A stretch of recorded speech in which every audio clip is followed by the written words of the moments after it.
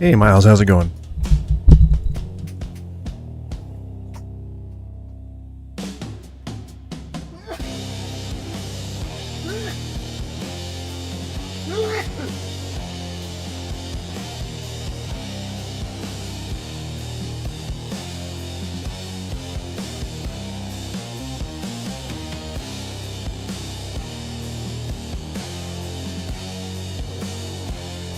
Good to know. I had a sudden sneeze attack. I'm good, but I am feeling the allergies. Thank you, I appreciate it.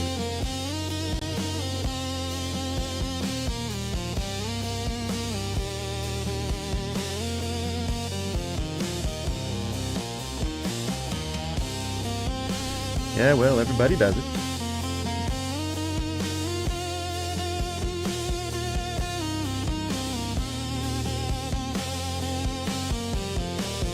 Alright, y'all, just gonna go ahead and grab some water, and then we will get this thing started.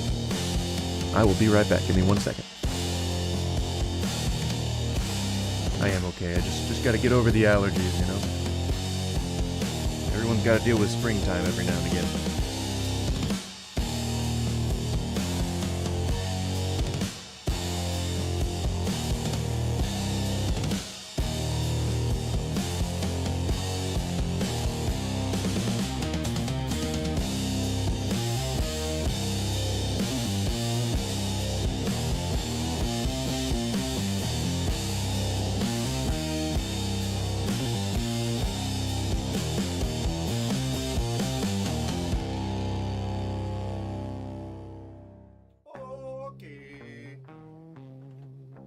Okie dokie.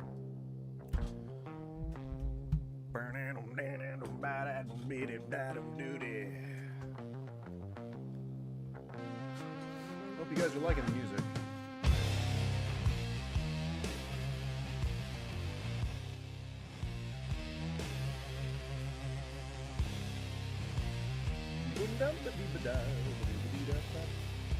It's grossing you out. It's pizza. You don't like pizza? What the hell, man? Why don't you like pizza? Oh, pizza's so good. What? You know, our food all gets made somehow, right? And that's how pizzas get made. How is it grossing you out? I cannot for a moment believe that somebody would ever be grossed out by pizza. That's insane. What country do you live in? The ham? That's pepperoni. Well, salami, but same thing. Not same. You get me. You get what I'm saying. How's the ham gross you out? I don't get it though. Ham's so good. You have the camera. I'm using it. Oh wait, hang on. Sorry. Sorry, it wasn't on the vertical. I'm here now. I assure you. I'm sorry. We are starting the stream officially. It's a little bit of technical difficulty. If it's not there, then it's just not a good stream. You know, I don't think that I can put my name on something if we didn't, you know, have a little bit of it. And really, the difficulty is just in forgetting to switch scenes. But I'm here now. We're all here. Oh, UK. I am such an Anglophile. If I could live in the UK, I would. But, you know, they're not so keen on giving American citizenship, and I don't have a trouble with it. So, there you go. Hey, you know, help me sustain myself this way, and I'll be doing stuff in wherever, the UK all damn day long. I would get me a quick visa and make money online. Or, you know, if you got some risky ventures like fitness, then there you go. That's a good way to do it. Plus, I don't know UK health and safety laws when it comes to about like running a restaurant in town, or running a catering business, things like that. And that'd be a whole lot of other stuff I'd have to educate myself on. But I would love to live in England, the UK, the greater region. You know, I'd like to visit some of my favorite places from the BBC. Well, no longer the BBC, from like Channel 4. Dave, I guess, to a lesser extent, you know, back in the Diz, eh? only but 5 or 10 years ago, but you know, that's back in the day to some. So if you don't know me, hi, I'm Goose. I'm streaming a little late today. Normally we start around 9 o'clock. I left the faucet running.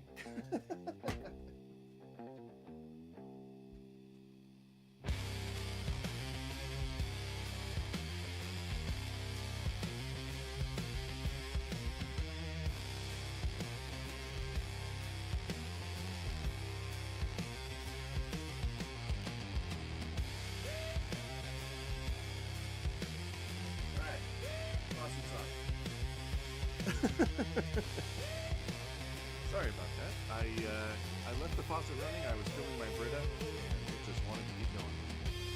Anyhow, I'm Goose. Hi, welcome to the channel. Welcome. Hello, Miles is a very staunch fan already. I love to see the energy. The more your energy goes up, the more mine will go up. So if you share the stream, if you like the stream, if you sub and all that kind of stuff like Miles has done, then you're gonna see that hype go through the gosh darn roof, okay? Alright, let's get it started. I think today what we're gonna do is, just like any other days, we're gonna react to some videos. But today I think, I want to take a new direction. I want to try and not be as steeped in deep political stuff, because it's getting too meta for me, you know? Things... Sorry, you can probably hear me better now. Things in the... Oh, thank you, Miles, I appreciate it. Any sharing is always appreciated. The thing that, you know, I don't like to do is get too stuck into political stuff because, again, it becomes very meta, it becomes very boring, and it becomes very, the only people that are going to watch the stream are going to be the people who already kind of agree with all of these concepts and things, so I want to stray away from that. I want to do more fun and more, science-y stuff, but not, I don't know science, you know, I'm not a big... I'm not like a scientist, I'm not a doctor, I'm not a science details kind of guy, but I love hearing about people's experiences. I'm definitely an experientialist. I like hearing about people's paranormal encounters, I like hearing about cryptids, I like hearing about all this kind of cool stuff, and I really just kind of want to dive deep into that. And since this is the time of the day that I typically, you know, would be writing or being creative or doing something in a similar vein, and I mostly write sci-fi and superhero stuff, so that's what I would be doing. I'd be looking up resources, I'd be checking on stuff, and I'd be like, you know, let's learn about, you know, fun, cool cryptids and monsters and shit, and let's learn about Skinwalker Ranch, and let's learn about people encountering angels and demons and making deals with Mephisto and stuff, you know? Oh, congratulations. I hope that you do well on them if you are not already done with them.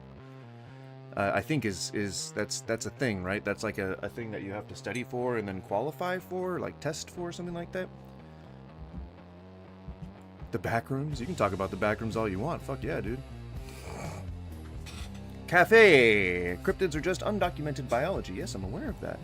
Aliens are export logs from another branch of reality and are now being unveiled by our government. I would love to see any data that you have that supports that, because I would love to read that.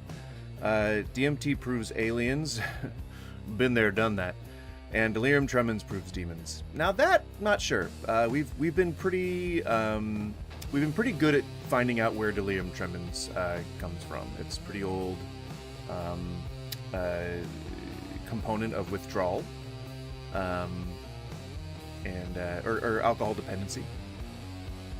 But I'm happy to hear about the other stuff. If you've got any kind of substantial documents or anything that I can read or that we can look at on stream, I'm happy to look at anything that you guys might have that offer some proof that cryptids or otherworldly things are real, because I'm a skeptic. I will announce, unfortunately, I'm announcing right here on today's stream, I'm a skeptic.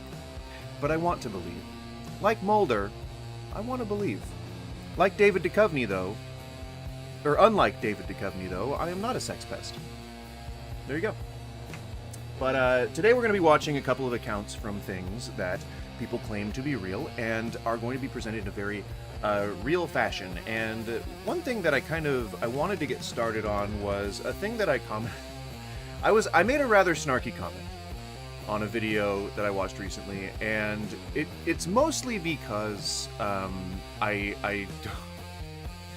there are some channels out there that actually try to scam people, and they present things as like reputable, authoritative documentary style things, when really all they're doing is scamming people. And so I want to kind of like call that out first, so that we can kind of look at what a faker looks like, or at least someone who's not ready or willing to offer any evidence whatsoever, versus people who actually do try, you know, who actually do the work and they do the science and they go out there and they try to find these things legitimately and to actually do, you know, the science. All right. Carl Jung said that the demon is a deep-seated archetype within the collective unconscious that and often manifests itself in the bouts of delirium tremens. Right, but Jung would have never said actual demons. Like, he would have said our interpretation of a demon, or, well, I mean, not said, but he would have been indicating that we're talking about internal demons here. We're talking about all the shit that happens in your head. It's different chemicals that are expressed in different ways to do different functions and things like that. So it's not really a you know, it's not an actual demon. It's just the manifestation of crisscross wires. I'm in a band. You're in a band. What position are you? What specialization do you have? What's your talent? Manipulating the systems that happen. All right. So the first thing that we're going to do, if you're not familiar with Sean Ryan's a bit of a grifter. Sean Ryan does a lot of like sort of grifty adjacent things, though, which, you know, I'm not sure what Mr. Ballin is here for, but Mr. Ballin's also kind of a little bit of a sellout. Drums, nice. Congratulations. Drums are mathematically pretty cool.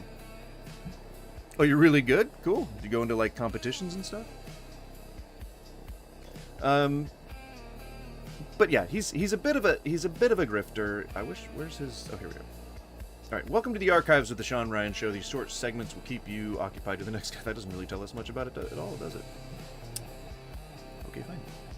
The Auris, seen by the hashish and opium addict, and the lurid monsters which torment the victim of delirium tremens are example of submundane beings. No, they're an example of your psyche reacting in certain ways. Spin the stick around your snake. What, like your dick? That's why they're only visible to those whose evil practices are the magnet for their attraction. Well, no, that's not how that works. For this reason, they frequent the atmosphere of the dope den, the dive, and the brothel, where they attach themselves. I had a feeling you were going to start preaching at some point. Not snake neck. Oh, well, it would have been impressive if you were able to do that around your penis, too. Either way. To those unfortunates who have given themselves up to iniquity. It's weird how long civilization existed before any kind of gods or ordained morality did, and they carried on just fine. It's weird. And you know, I'm pretty sure a lot of Christians do drugs, and I'm pretty sure a lot of Christians are involved in inequity too, and yet still are probably going to go to heaven according to you people. But no, demons are not real. Magic is not real. Demon manifestations are not real. They are simply the chemicals of your brain making you see wacky things. So yeah. You can hand wave it as it's just your psyche at play. Well, yeah, we've proven this. Like many times. Many, many times. But you've never had DTs. How do you know? You don't even know me. Otherwise, you'd experience these demons firsthand. Right. And if I had, I'd know. And if I had and didn't see them, I would know. By the way, I'm a kid. Yeah, your cadence kind of told me that you were. The way that you speak, you're pretty rapid fire. You're a lot more energetic than I am these days. So yeah, we didn't really get to see a lot about Sean Ryan on his description there, but I get the feeling he probably would leave some of the stuff out. He sells boner pills, dude. He's like a Alex Jones type guy. He's like any of these other fuckers out here who are trying to just like sell shit to people instead of actually like reacting to stuff. So let's just get into it here. This is a guy that has been very vocal about about Skinwalker Ranch, And he's been in a lot of the specials. He's been in a lot of the, the TV, documentaries, quote unquote. And just like we'll listen to the way that he speaks, because this is kind of important. Like picking up. Oh yeah, no problem, Miles. Have a good one, man. Nice to meet you. Nice to make your acquaintance. My friend paid money. How's it going, Helmet? By the way, my friend paid money to go on a Bigfoot hunt. They wouldn't tell him where it was until a few days beforehand, so the area wouldn't be contaminated. Yeah, like people don't fucking walk through the forest every goddamn day. The Nightmare is a painting, by Swiss artist Henry Fuseli that is thought to be a depiction of sleep paralysis perceived as a demonic visitation. This goes back very far, and we've proven, pretty conclusively, that sleep paralysis demons are a manifestation of our psyche. I mean, if you kind of want a shortcut there, you should try Terence McKenna's heroic dose of psilocybin-containing mushrooms. Yep. Many, many times. Many times. Still to this day. And probably ongoing. Again, Cafe, you don't know me.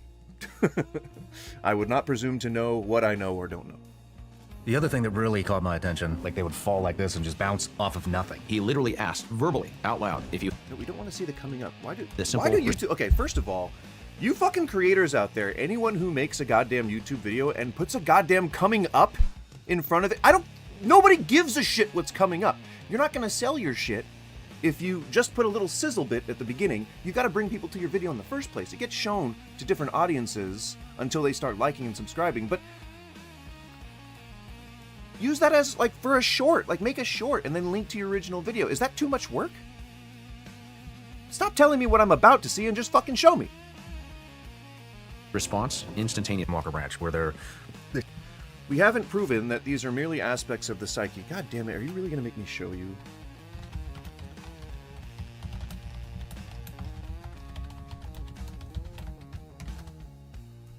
Later, Miles. Have a good one.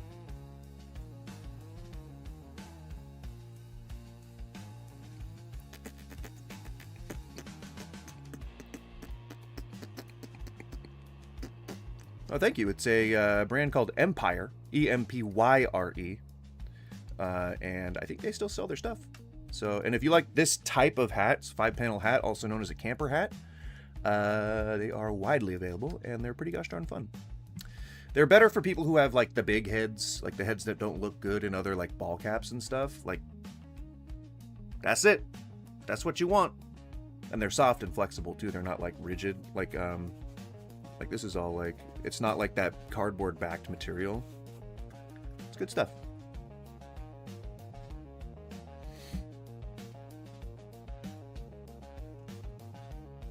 What was I looking up again? Sleep demons. And preventions? This is like a WebMD type article. Look. What are sleep demons? Causes, types, and preventions. We got to make sure that we keep our sleep demons at bay, guys. I'm going to say probably not a reputable website. Oh my god. Hilarious. Okay.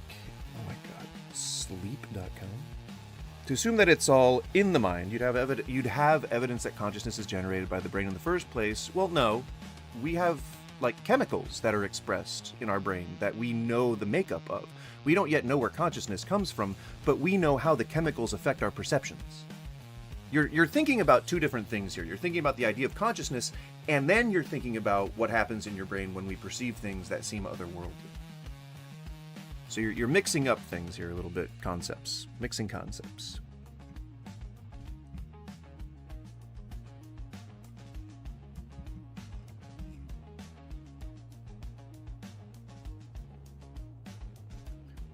And okay, there's nothing more. I just need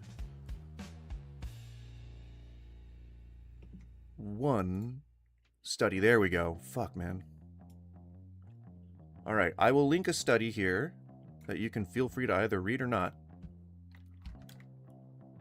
But this explains how and why. Wait, you're not in my vertical chat? You're in my horizontal? Dude. Cafe, thank you so much for actually stumbling upon my video. I greatly appreciate it.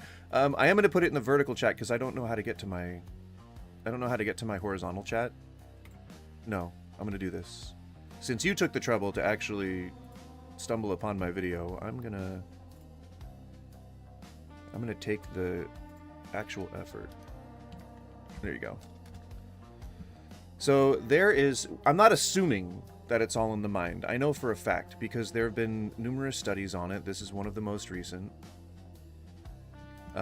Sleep paralysis has been thoroughly studied at this point.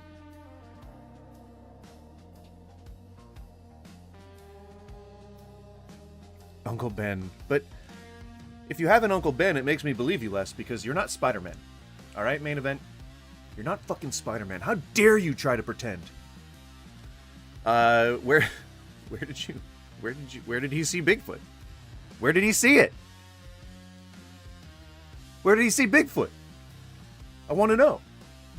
That's why we're here today.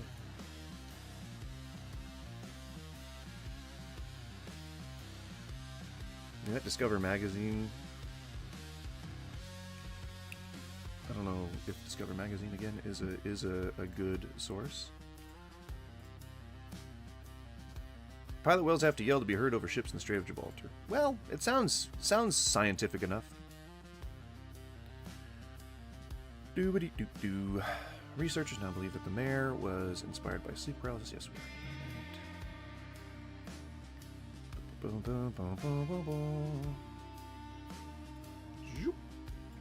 Is sleep paralysis demonic? Given its ghastly symptoms, it's understandable to how our ancestors might attribute sleep paralysis to demonic forces, but sleep scientists have concluded that it's actually a normal part of the sleep cycle. Normal part of REM sleep, however, it's considered to be a disorder when it occurs outside of REM sleep. It can occur in otherwise healthy people, as well as those presenting symptoms of narcolepsy, cataplexy, and hypnagogic hallucinations. When it occurs without narcolepsy, it's classified as isolated sleep paralysis.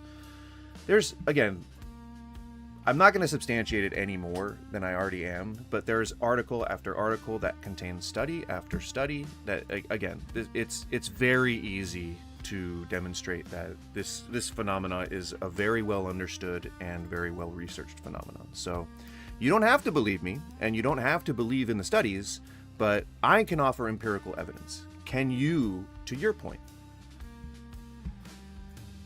That is the challenge before you now. It's not a, it's not a malicious one. I'm just encouraging people to think for themselves. But I would say those studies aren't conclusive. Pretty conclusive. I would say that there's a whole body of work, Cafe. There's a whole body of work that exists surrounding the concept of sleep paralysis. So one inconclusive result, and again, you got to read them to actually determine where the where the inconclusivity lies. But it's not going to be in the expression of chemicals in the brain. I've read the studies. Did you?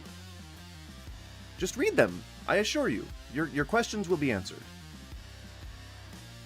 If you haven't. But let's get to the guy. Let's get to the. They say is a possible wormhole or black hole or portal or. Not this guy. What do you think it is? We know this guy's a grifter. We already know that. Listen to this guy speak. The honest answer, I'm not sure exactly what it is, other than there is obviously an anomaly. There is something in that area, in that region, and in that airspace that causes GPS. If we can't even prove that consciousness is generated by the brain, no, again, you're mixing up concepts here. Then there's absolutely no way that we can prove demons are some kind of psychic phenomenon. Yes, I've read them. Right, no.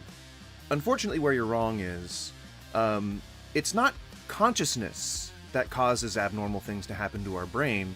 And abnormal things happening to our brain, us being able to understand them, is not exclusive to our actual source of consciousness. We can determine why a headache happens without having to know the ins and outs of consciousness. We can determine how advertising works without having to know the ins and outs of consciousness. So saying that you can't understand how something like this is inconclusive or conclusive simply because you don't know the origin of consciousness is a really bad place to start. It's not a good leg to stand on. I don't have to know where consciousness comes from to know how chemicals affect the brain, because we've determined that. We may not have determined where consciousness comes from, but that doesn't mean that every study that we've ever done that revolves around some aspect of consciousness, it doesn't mean that they're all invalid. So whether you think that it's valid or not doesn't mean anything. I don't mean to diminish your agency. You're a person. I fully grant you that right. But I would urge you to open your mind just a little bit. Trumpist grifters are more scary than actual cryptids and walkers for people like me. Walkers? Zombies? What? Where are all the zombies? I don't want to get bitten by a zombie. Yes, to malfunction. I mean, when you say GPS malfunctions, you're talking the GPS is telling you are in one location, but you're actually in a it's not Correct. even close. Or it just completely malfunctions and does not operate. Think about it. We've had instrumented balloon, helicopter, sneeze again. airplane, and advanced rocketry You go like experiments that. with You go like sensors, that to stop. along with drones. Sorry, you don't go like that. I go like that to stop myself from sneezing. Look, that's how I'm doing it right now. You're assuming those studies are conclusive. No, I'm not. And they're simply not. I'm saying that we've understood sleep paralysis for a while now, and we know why it happens. The Kianon glasses prove that demons aren't just a byproduct of malfunctioning brain. Can you link those? You can't just fucking say shit to me. I am not stupid. I'm actually going to look the things up that you suggest. So if you have links, please provide them. But otherwise, don't just say unsubstantiated shit to me, because I'm not just going to believe you. Sophisticated. Thing is, I had studies to back up what I said. You don't have studies to back up what you say. As soon as you provide me with some of those sources, I would gladly engage with you. But it's tiring just hearing people say, "Oh, I know this for sure." It's like debating with Christians. That's why I don't do it anymore. I don't just have faith. You gotta show me stuff. Drones that have all malfunctioned above the triangle in that region of the property. Lunasond, who is a... I wish I lived in the show me state, because then I would be like, I'm a show me statian. I don't remember what state it is. I'd be like, I'm a show me statian. And so show me, but I don't know what state the show me state is. Can you guys remind me if you remember which state the show me state is? Because I don't remember. Missouri? Is it Arkansas? And I didn't say malfunctioning, Cafe. You are either mishearing me or you're choosing not to listen to what I'm saying. I said that sleep paralysis is a natural part of the REM cycle, which if you looked on the screen when I had it up there, you would have seen that that's exactly what I was saying. It's a natural part of the REM cycle. Sometimes it happens outside of the cycle, which is bad. Not bad, but irregular. Doesn't mean like necessarily malfunctioning. It just means that your certain processes are happening. You need to look into the work of, why do I need to do the research for the point that you're making? That's not how this works. I gave you proof when I wasn't even required to. You're making the claim. Or Dr. Roland Griffiths and what William James, I'm not going to look any of them up. If you can provide me with a link, I'd be glad to. Called Mystical Experience. Right, mystical. And yet magic isn't real. You clearly don't know what you're talking about. I certainly know more than you.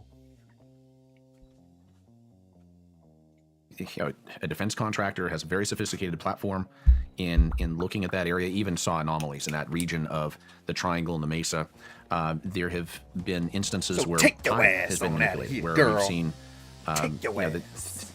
the time itself, there's been a shift by a quarter of a second, where the data ends up being altered or manipulated to a degree that is not easily explainable. I mean, it is baffling to all of the experts. Everyone who comes out to the property and sees what unfolds ends up scratching their heads. And to have the best LiDAR, photogrammetry, and other experts that continuously see these strange things occur and other experts somewhat simultaneous with UFO or UAP activity as well. I mean, we had a situation above the triangle where we were launching rockets, of course, one of numerous occasions, and a prominent UAP, unidentified aerial phenomenon, ends up appearing, and then what happens within minutes following? The Black Hawk helicopter comes right over the mesa, descends over the property, and just hovers right over the south field. This isn't above the men. This is right there. I mean, I gotta stop him there. Already, he's just like fucking crazy. Like the government knows about Skinwalker Ranch.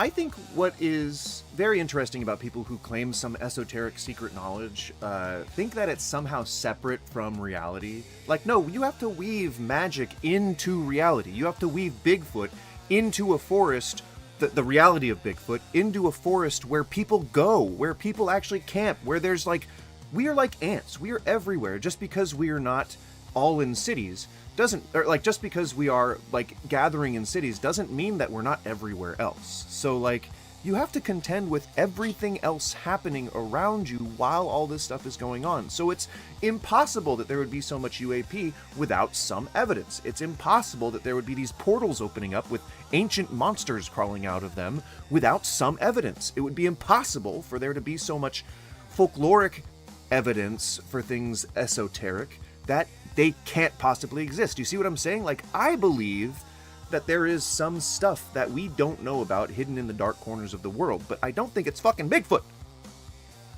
I certainly would agree that yes, there are some real conspiracies that we probably should be focusing on, like the ring of billionaire child predators. You know, that would be great if we could get some concentration on that and people like really exposing that kind of stuff. That'd be awesome. But I do want to believe that some amount of supernature exists out there. And I want to believe that. That's what I'm saying. Like, I want there to be evidence. I want us to finally discover that something unexplained truly exists and that it's truly something that we can observe. And yes, it would probably diminish a lot of that impact for people who are just discovering it for the first time. But think about what the first person thought of when they saw a platypus. Like, what the fuck is that thing? Why is it laying eggs? That would be amazing. That would be awesome to be like, just to be part of humanity when we are contacted by aliens. When they hand us that fucking weird transomat technology that allows us to teleport from one galaxy to another, I want to be there. I want to see that other system. I want to talk to those aliens. I want to hang out with them. I want to have a good time. Let's grab a beer. All right, Chlorfax?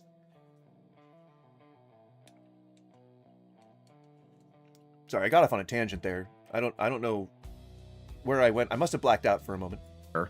Low hover above the field south of Homestead 1 and the command center. This is late night, unmarked, not transponding. And as the men would describe it, I mean, it was a menacing presence on that property immediately following. Again, the whole point of what I was saying is just that the government knows that Skinwalker Ranch is there. If they were going to shut it down and like try and hide some secrets from humanity like everyone believes is happening, they would have done it already. They wouldn't have bought and then sold the property, according to some accounts that the CIA has bought. The CIA did buy the property at some point. I don't know that for sure, but those are the accounts I've heard. And I mean, like, wouldn't they have done something? Wouldn't they have like wanted to keep a hold of it? Or if they did actually buy the property and then sell it again, wouldn't that be because they determined that there was no supernatural activity there? Welcome, Miles. Welcome back, Miles. Hope you're feeling good. Hope you're feeling very Monday energetic. It's a thing for some people. A UFO sighting. For whatever reason, that region of the property, that region of the triangle. Oh, thank you, Miles. I appreciate it. Which is not far away from where I saw the UFO, the 40 to 50 foot long gray silverish disc appear. Unlike a lot of content creators, I'm actually exactly this way outside of the content I create. So if you think I'm cool here, then I'm probably cool in real life. And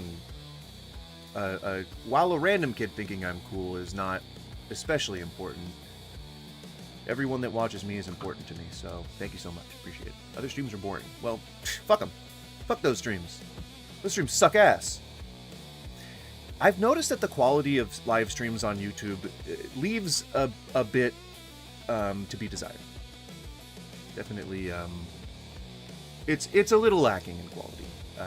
I wish that I could bump up the quality of this one, but at least I'm not one of those people who's selling tarot readings or trying to like have open panel discussions about how cool God is.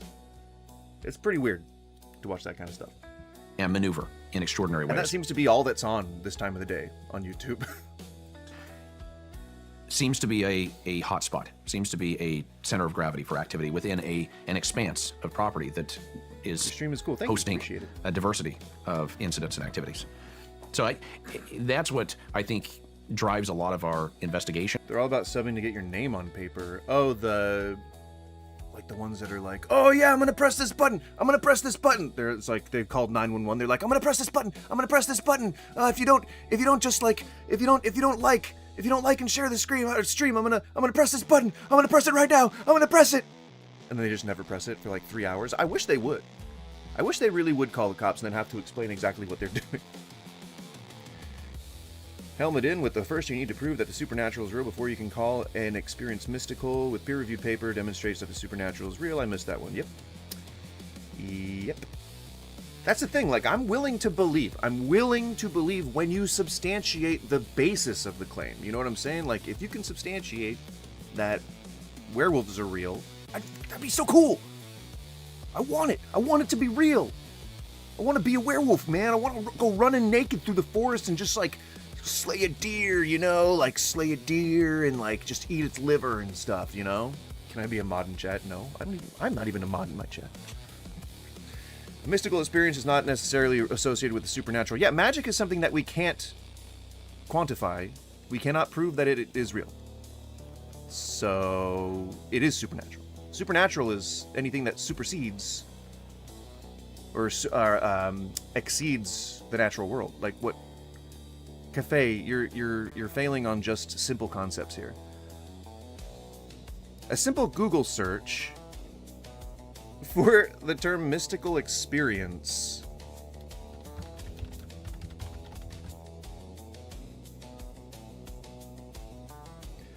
mystical experience is a profound, awfully transformative state of consciousness characterized by unity, transcendence, and a sense of connection with greater reality. Definition and core features. A mystical experience, also called a spiritual or sacred experience, is a subjective state interpreted within a religious or spiritual framework. So if I don't believe in the religion that you are, but a Google Scholar. Oh, so you're moving the goalpost. Okay. I mean, I went and asked Google, just like you wanted me to. Do you see what I'm saying? Like, you need to provide a link. I'm not going to just chase these breadcrumbs all over the place. Like, you need to provide a link. If you want to prove a point to me, give me a link to something. Otherwise, I'm not just going to, like, play your game.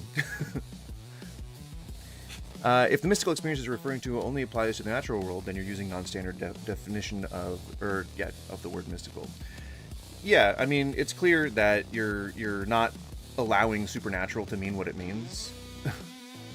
John Hopkins has proven that even atheists are capable of having mystical experience. Yeah, they're subjective within a religious or spiritual framework. Cafe, like, that's it. Can't provide links unless I'm a mod. I mean, you can post them on the Discord. You can put them, in the Twitch chat. Yes, Miles, I see you're back. Thank you. I think there's probably a way that I can make it so that you can put links in here. Give me a sec. Let me check. Where do I find that? It is somewhere. I know it is somewhere.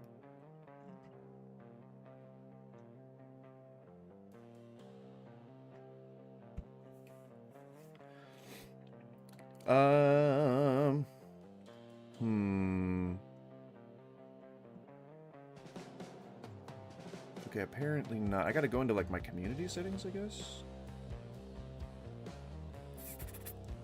Posts in your community. Nope, you can comment a link, and it should allow you to do that.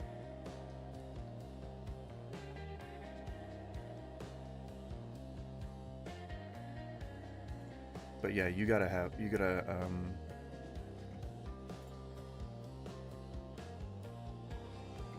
post a link.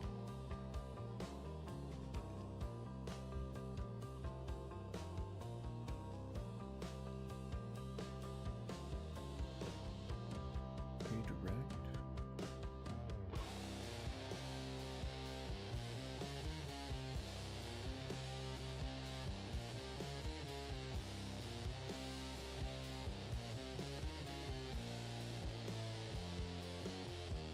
Yeah, no, I mean, I don't have any moderation or anything on my channels, so you can post a link on something. Post a link on some, like on my Twitch or on my Discord or something like that, and I'll take a look. But I'm not gonna like you can't just come in here like saying stuff, like making claims without backing them up. You know, you gotta help me out.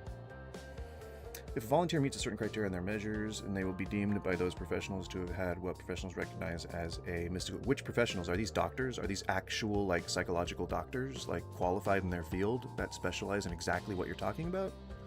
Because otherwise, I would say, like, I could be a PE teacher with a doctorate in physical study or physical health and claim that, like, volunteers meet criteria for a mystical experience because I'm a professional.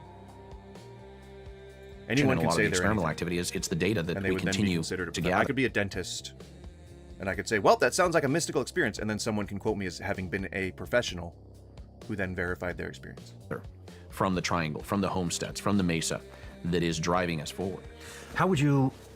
So there's been a number of events that have happened through your guys' experiments within the triangle, and it sounds like the triangle, well, it's an actual triangle on the ground, and then it seems to be some type of an invisible force field, maybe I would call it. No, that region of the property. I mean, you see kind of this triangular formation, or really the triangular roadway system that kind of comes together at that point. But it does seem to be a focal point there along the Mesa Plateau, and it is a central point as you look at the ranch relative to where the command center and the Homestead 1 is in relation to the homesteads. Jesus, out on the far west side of the property. The anomaly that we've seen, the people call the blob, this thing that they've caught on camera, and it's not just...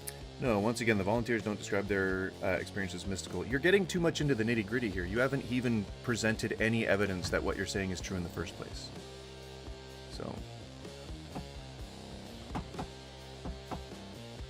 A mystical or religious experience, also known as a spiritual experience, or I mean, I would even say, like, that's what you're thinking about is the term religious experience, which I had when I went to go see Sigur Rós in concert. Rather, a term that was originally laid down by William James is defined as such in these studies. Right, I mean, I think you're talking about something supernatural, and, I mean, a religious experience. Like, it's an epiphany. It's something that you have that shakes the entire foundation of what you believed leading up to this point. But we'll read it. We'll help you learn these things. One word at a time if we need to. A mystical or religious experience, also known as a spiritual experience or sacred experience, is a subjective experience which is interpreted with a religious framework. The supernatural is irrelevant to the phenomenon of mystical experience. Right, I mean, insofar as we're not talking about ghosts and angels here, but you're saying that something is happening within a religious or spiritual framework, which the worlds of which we cannot substantiate. We don't know the spiritual world exists. We don't know that a mystical world exists because we have not yet been able to determine whether God or magic are real. So, by way of the concept that you're introducing, you are talking about something supernatural. Because you're saying that mystical experiences are real, that they help you see demons.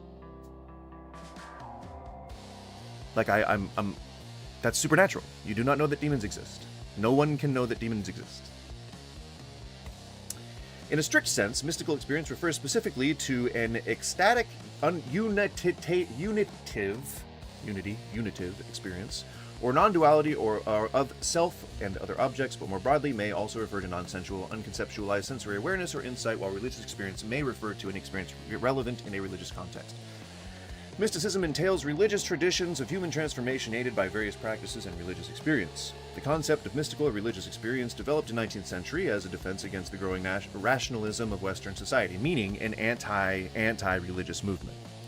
William James popularized the notion of distinct religious and mystical experiences in his Varieties of Religious Experience and influenced the understanding of mysticism as a distinctive experience which supplies knowledge of the transcendental. Again, all of these concepts we cannot substantiate because we have to base everything on magic or God. So I don't know where you think Helmet's wrong, but Helmet is saying the exact meaning. He's telling you what you need to hear, man. The interpretation of mystical experiences is a matter of debate. According to James, mystical experience has 4 defining qualities, namely ineffability, noetic, don't know what that is, quality, transiency, and passivity. According to Rudolf Otto, the broader category of numinous experiences have 2 qualities, namely mysterium tremendium, which is the tendency to evoke fear and trembling, and mysterium fascinans, the tendency to attract, fascinate, and compel. Perennialists, hey underagent, how's it going? This is all substantiated within the neuroscience of the religion of which you're I'm not. You cannot substantiate that God exists. Within the neuroscience of religion? What the fuck are you talking about? You're clearly unfamiliar with.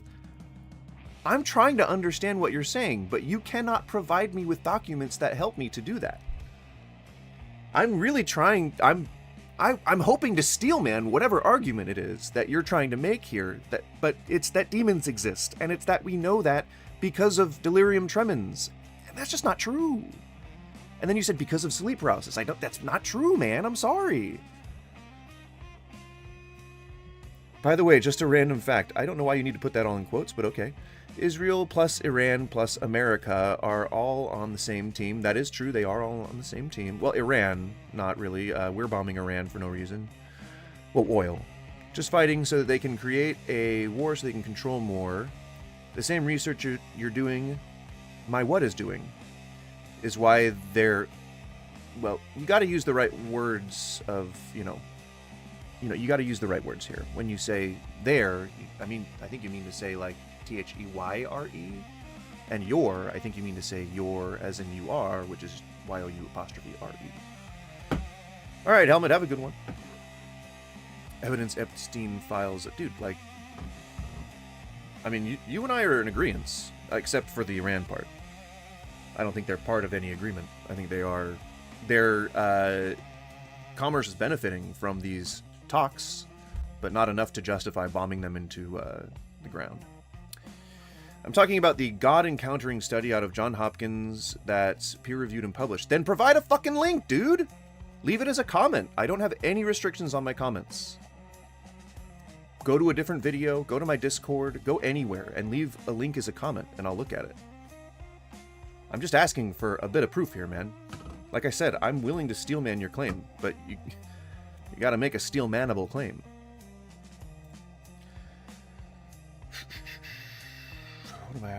The perennial position is largely dismissed by scholars, but has lost none of its popularity. Instead, a constructionalist approach has become dominant during the 1970s, which also rejects the neat typologies of Zahner and Stace. The states that mystical experiences are mediated by pre-existing frames of reference, while the attribution approach focuses on the religious meaning that is attributed to specific events. Correlates between mystical experiences and neurological activity have been established, pointing to the temporal lobe as the main locus for these experiences, while Andrew B. Newberg and Eugene G. D'Aquili have also pointed to the parietal lobe. Recent research points to relevance of the default mode network, while the anterior insula seems to play a role in the ineffability, subjective certainty induced by mystical experiences. Yeah, it's almost like the people who have these experiences are so convinced by them that they will not hear any evidence to the contrary. It's almost like what we're encountering here. Weird.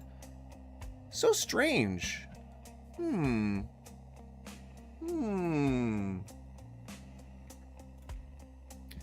Three brothers trying to control world. Which brothers? One gets less share, so they all start to fight. Still destroying cities. What no link? Iran's history plus religion is reason why they are on the same team. Now, I'm going to have to try and interpret what you said. I think what you mean is that there are three powerful individuals who are trying to control the world. I don't discount that, or I don't refute that. I think if I may dovetail my theory with yours, it's that corporations, like I would say a couple of individual corporations, are trying their best to control the world. One gets less share, so they all start to fight, which is true for corporations and world leaders, but corporations run the government, the most powerful governments of the world. So Still destroying cities, what no link? I think you mean that there are cities that have nothing to do with the conflict that's going on that are being destroyed as like collateral damage, which I agree with and I would say sucks. I don't want that to happen. Iran's history plus religion is reason why they are on the same team. I think that you mean that Iran's history, where they've gone kind of up and down back into conservatism, like over time, plus religion, which would be like a very limiting religion, like the form of Islam that they practice, or Christianity, or whatever religion, you know, people over there tend to practice. I don't know what the majority is. I'm assuming it's Islam. Plus religion is why they were on the same team. Yeah. So, but same team. I don't know if I agree with that, because you've got, you know, Israel, and you've got America, a predominantly Christian country. Israel's a predominantly Jewish country, more or less, you know, and then Iran, which is mostly, I think, majority Muslim. So I don't know if you could elaborate on the connections you're trying to make. I'd be happy to try and infer the meaning again, but I don't, unfortunately, know that much about it. Traditionally, they were Parsis. Don't know what that means. Early 2026, there was a protest to bring that back. The religion suddenly... Yep, so, and everyone forgot about it. Yeah, okay. I think I know what you're talking about. You're talking about the Iran Revolution in the 70s? I think? Right before we started pressuring them to not build weapons of mass destruction, in which there wasn't a liberation. There was a bit of a, you know, there was like some governmental tolerance of freedom of expression. You know, there was a little bit more liberal acceptance of artistical concepts. So that's good. And then it went back to like really heavily conservative, and then recently started to come out of that again, but then the crackdown that happened even more recently had stopped that. If I got that right, then let me know. I think that's what you're referring to. I hope I did okay.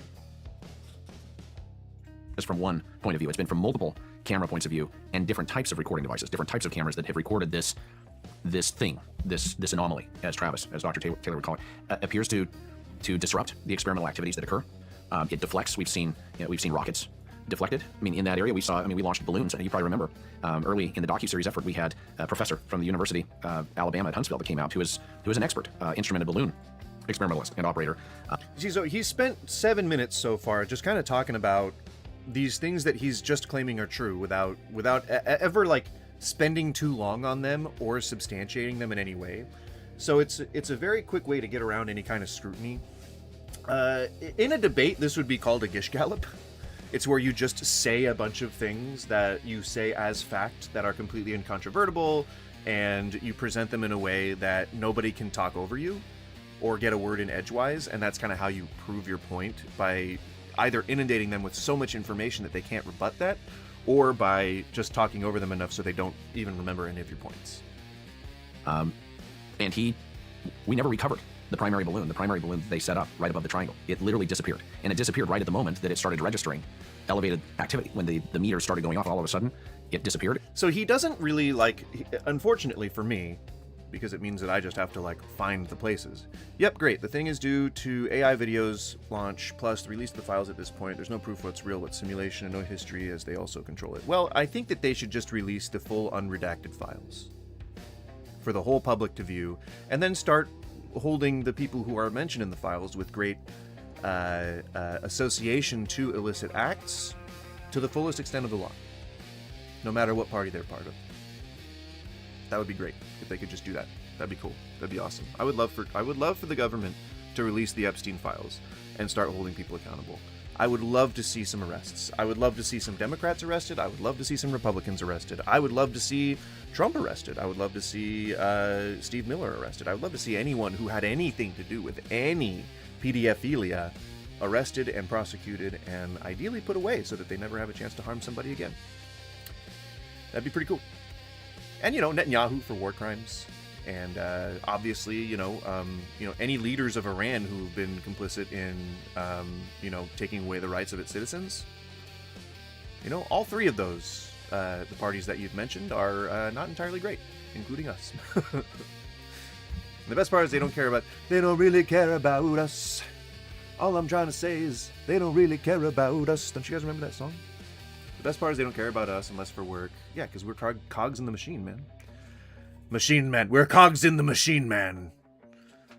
They can fight war and do anything. They just can act that they died and live underground. Who died? Who do you think lives underground? I want to know. Who's your conspiracy theory? Who do you think's still alive?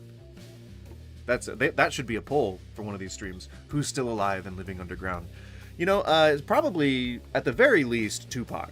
Although I feel like he would have, you know, come out by now as being alive. Well, he's probably dead naturally by now. You know, a lot of that hard living can really have an effect on you. Especially when you're in an underground bunker, you know, having access to all the things that to the utopia located in the hollow earth. And it has never been recovered. And we've searched. I mean, we've conducted exhaustive searches of the area, looked at all the surrounding property, you know, via the helicopter, even on the ground, and have never found a trace. So again, what I was going to say is that the bad part about what he's doing, about all this gish galloping, is that I can't take him at a bullet point by bullet point approach. I have to try and find the little nuggets of the things that he says happened, and then try to find a way to very quickly say that they didn't happen, and then give a reason why. Is in relation to the homesteads out on the far west side of the property. I'll give a good example here. The anomaly that we've seen, the people call the blob, but this thing that they've caught on camera, and it's not just from one point of view, it's been from... Okay. There was no Saturday stream. There was a Saturday stream, I just wasn't running it on my channel.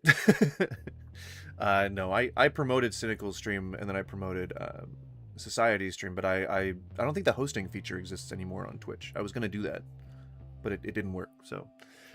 I don't know. But I am definitely going to be streaming this next weekend. We weren't sure if we were even going to be meeting this week, and I was pretty tipsy by the time I got home. Let me just say, there was the whole like block party thing that we had in our little like small little town area, and it was lively. Lively. It was quite lively. Called the blob. This thing that they've caught on camera, and it's not just from one. So he's describing something that they've caught on camera called a blob. Notice he's not going to give any picture evidence. They're not going to put up a picture. They're not going to do anything, and they've done that.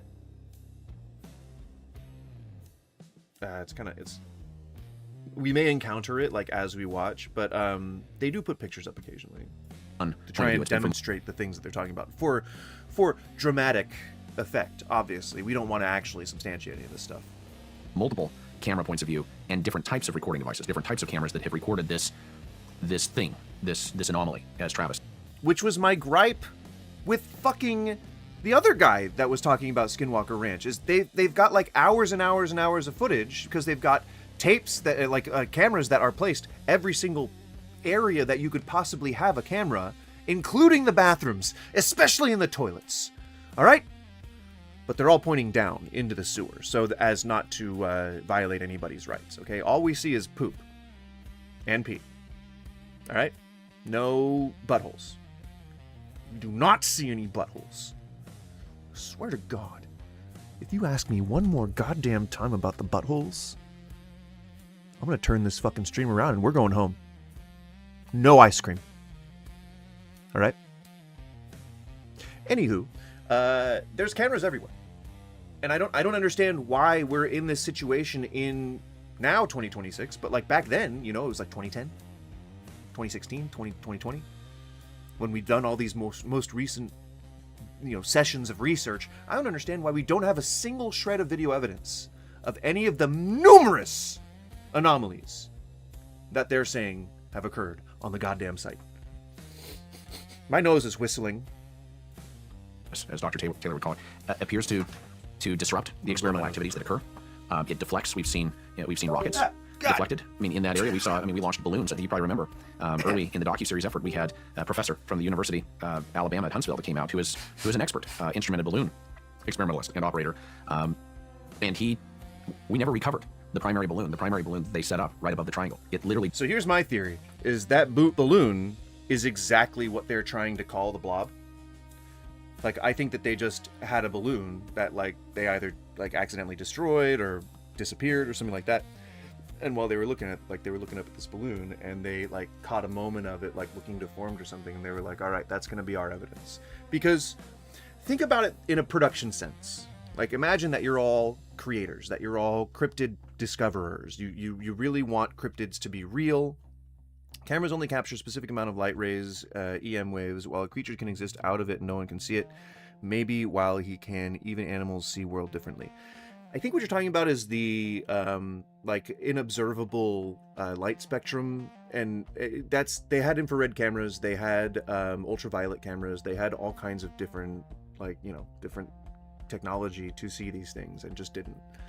And I don't like explaining things like that. I like having evidence. So if there's a living thing on this planet that can skirt being on camera, we would have some evidence of it. We'd have like some physical evidence, some biological evidence, something that it left behind, footprints, anything that indicates that this thing is real. Like, there aren't anything, like, we would never know, but there's not so far anything that affects the world around us that is enabled or unable to be perceived.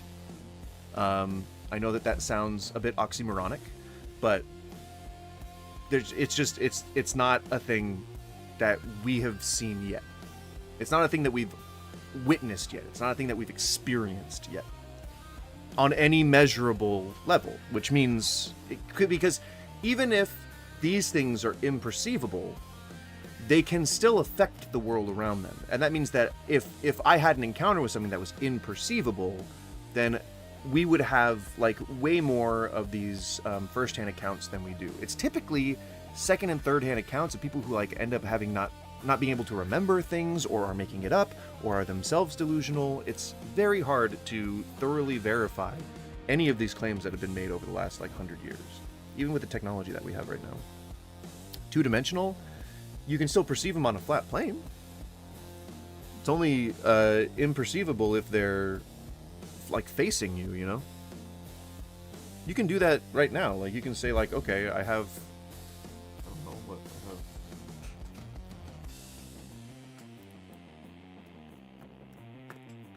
have. This tarot card, two-dimensional. It has 2 dimensions. You can argue within a mathematical possibility that it is 3-dimensional because it is thickness, but for all intents and purposes, this is simply a 2-dimensional object. Okay, let's just assume that there is 0 mass in between those 2 sides.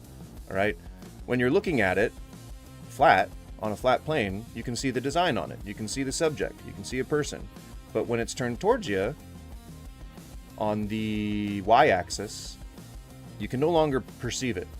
So I think that's what you're talking about. I think that's what you're saying, Underagent. But we would know something's there. Like, there would be some evidence that something's there.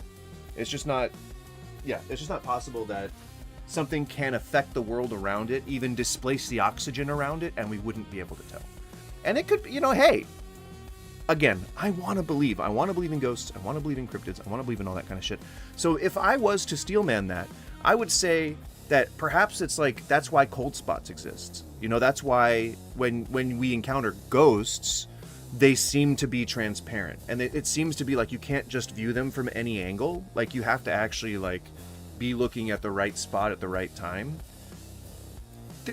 I'm willing to believe that there's some evidence that suggests that they are simply in a 2-dimensional plane, or in a different plane of reality that is like some kind of a 2-dimensional plane, but I just want to see a little bit of evidence of something like that.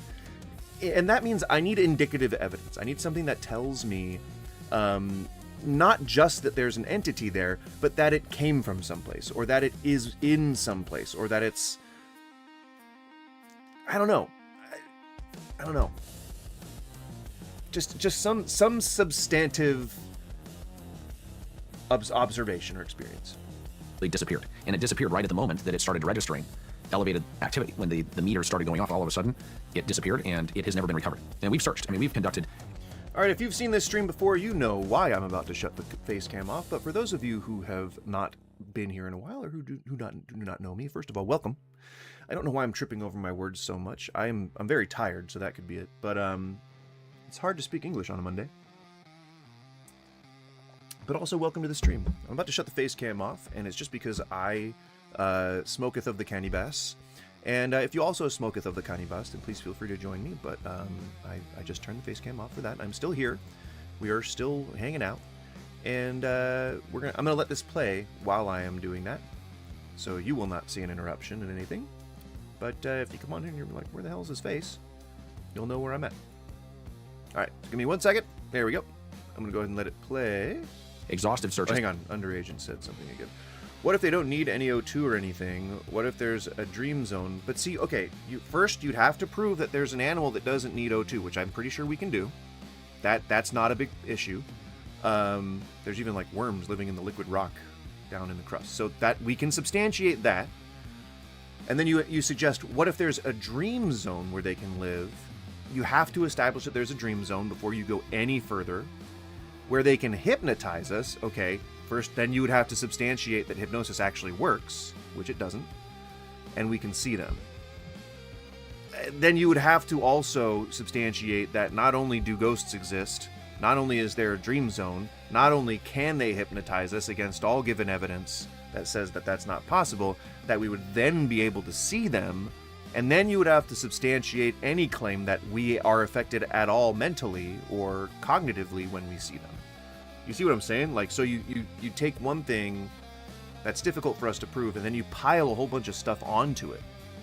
You gotta stop at the, stop at the dream zone. Stop at the idea that there is a magical or spiritual entity that you can interact with. And then we gotta determine that first, before we start wondering what color the dragons are, or what color the dragon's wings are. You know what I'm saying? Does that make sense? It's like, I don't know that a dragon exists. I don't know what it looks like. I don't know what it sounds like. I don't know what it wants. I don't know anything about a dragon. And so if you are going to claim that a dragon exists, then I need to know that it exists beyond a shadow of a doubt before I start thinking about what its horns look like, or what its wings look like, or what it fucking like posts on Instagram when it's feeling itself. Dr. Bill Richards regards mystical experiences as evidence for the perennial philosophy, and God or the divine is understood within this particular context in the professional research. Okay, so show me. Cafe, you suck at at communicating points, man. You suck. You gotta give me some fucking links, man. I'm happy to read any links that you can give me. Even if you have to wait till the end of the stream and post it on the fucking VOD on a comment. I know that comments are not moderated when it comes to links. I know that my Discord is not moderated when it comes to links. So I'm surprised that I haven't seen a link from you yet. All right, 1 second. Cheers. Smoke them if you got them. My face will be right back, but I'm still here. We're gonna let it play. Is the area, looked at all the surrounding property, via the helicopter, even on the ground, and have never found a trace of where that balloon could have ended up. And Well, I didn't realize that you guys never found it. No. It seems to be that it just disappeared. from 31 feet to 300 feet seems to be the but it's transient. Okay. It's not constant. I mean, it comes and goes. There's something very unpredictable in some respects. But the fact that we've had even lasers bend, you probably remember when they were conducting the experiments and actually had a laser pointed up, and the laser was documented as bending, as essentially being deflected off of space. To this day, those who have looked at that footage, looked at that data, remain just baffled by what they've recorded. Even the UFO sightings that have occurred above the triangle in tandem with some of these experimental activities not only continue, but they've been prominent. I think it's not lost on anyone that the object that was seen coming out of the base of the mesa, that large orb or whatever, unidentified aerial phenomena that exited the mesa, was not far from that region. I mean, it's essentially interconnected. Yeah. It's an interesting center of gravity for a lot of the phenomena, and that's why we continue to launch rockets and experiments, even focus the helicopter and other craft in that area with the instrumentation, and we'll see what we are able to ultimately uncover. I think taking all of that data cumulatively and having that essentially paint a picture or pull together this grand tapestry that we can then step back from and look I'm at. typing it in here, hang on. Patterns. One of the things we brought Omnitech on for is their artificial intelligence and machine learning capabilities. I mean, they have AI and ML patterns, or AI and ML platforms that will be able to better identify potential patterns that are occurring. That'll help us, I think, weed out. Sorry, I think, I'm gonna do some separate reading. the signal from the noise, separate that which may be a foreign adversary or like even that's boring. some naturally caused phenomenon But if from you guys something like that is truly watching unusual. if you guys like watching me read shit, then let me know. But I feel like that's boring.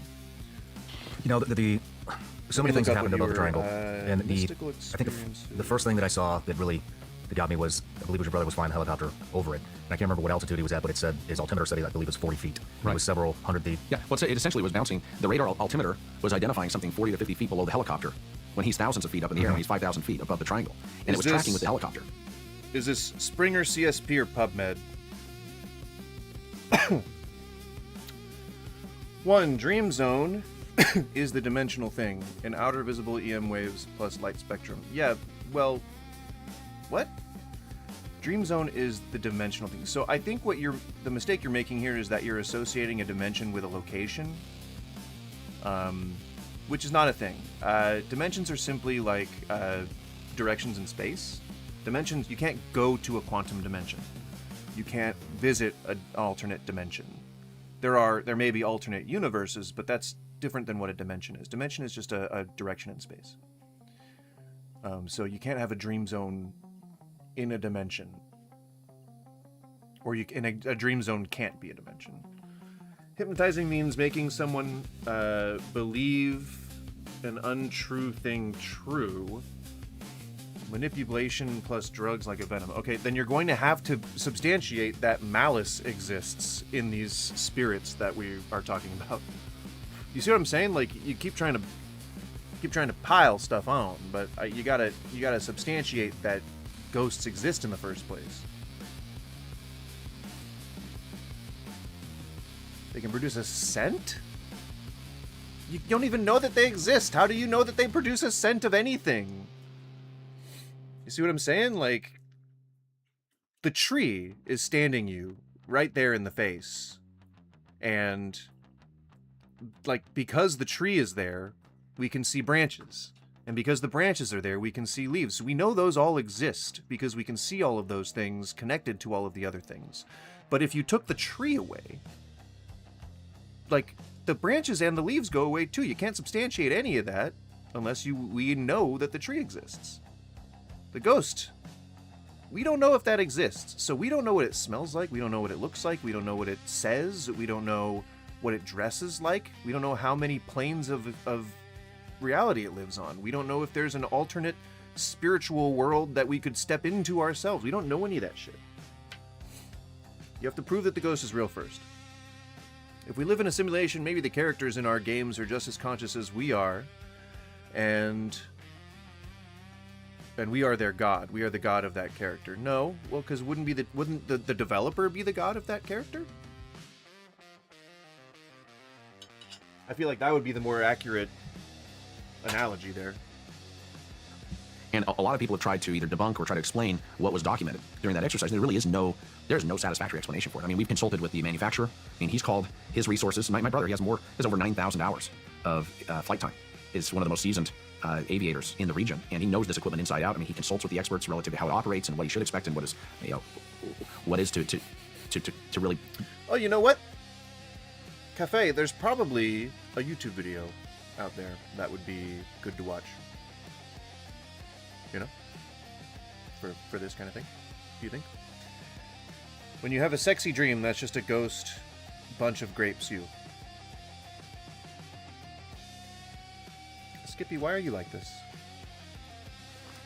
What could be involved, and there's really no explanation exactly for what occurred there, and it's disturbing. After that, you can see one better than proving one. Don't try seeing one. It harms you physically, mentally, personal experience.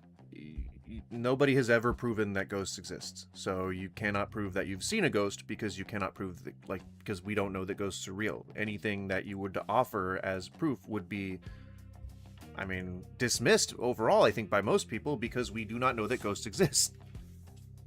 So, it's just, you gotta prove that ghost is real first. Yeah, okay, Cafe, then fucking, give me something. Give me something, man. Give me something that helps me understand the neuroscience of mystical states and experiences. I found an article, but, if I was to read a wall of text on screen, I think that would not be very entertaining. Feel free to disagree with me on that. If reading fucking articles from mistphoria.com excite you guys, let me know. But so far, I don't think it does. I don't think that's entertaining. But yeah, give me some. Give me some, girl. Shit. Mystical experiences. I think this is all the same shit I've read before. Unity and oneness. Loss of self-boundaries. Expanded awareness, awe, and wonder. Which religion is this that you're trying to represent here? No judge. I'm just trying to know which gear we're going for. In flavor. Oh, Jesus fucking Christ! Thank you for the follow and the link. I'm assuming that's you, Cafe.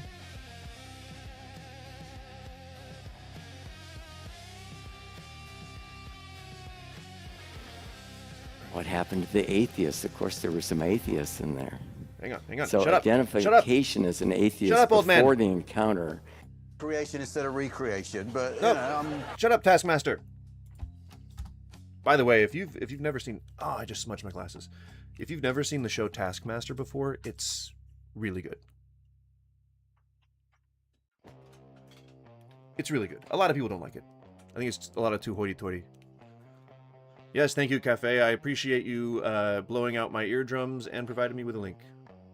Thank you. That is definitely a thing I wish I knew how to adjust.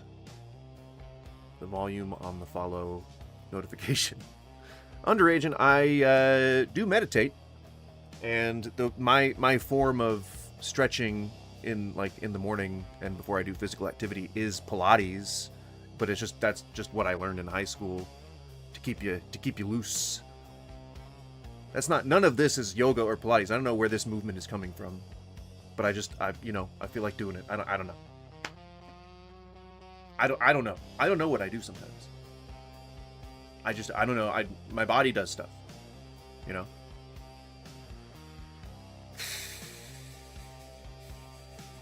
Okay, let's watch this. If it's boring, I will castigate you. We'll wait to see if we need to speed it up. What happened? Oh wait, definitely need to speed up. The atheists, of course, there were some atheists in there. So identification as an atheist before the encounter was more common at about 20% in the psilocybin group than the non-drug group. Oh, But after the encounter, the majority of atheists in both groups no longer. Sorry, I got the allergy sinuses, where they just feel like sandpaper, like all up in here, like just all up on the inside. Hang on, sorry. I need to be able to pay attention to this. Life satisfaction. What happened to the atheists? Of course, there were some atheists in there. So identification. And they're like on fire. And what is the context here? You started in the middle of a goddamn statement. As an atheist before the encounter was more common at about 20% in the psilocybin group than the non-drug group. But after the encounter, the majority of atheists in both groups no longer identified as atheists.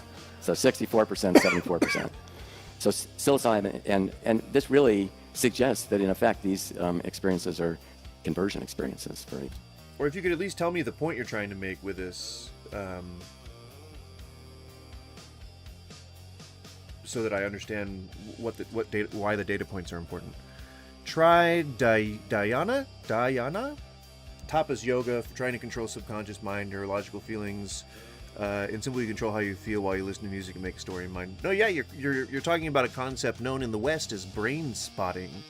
It's a relatively new concept that I think people are still trying to understand, but it's some kind of like, there's a little bit of hippie woo-woo stuff to it, but it's actually based in psychology. And the understanding is that you can map or you can connect your points in your brain that correspond to different like memories and sensations to different physical triggers. And the physical triggers that a lot of brain spotting tries to use to identify different memories and sensations and feelings and things like that is eye movements.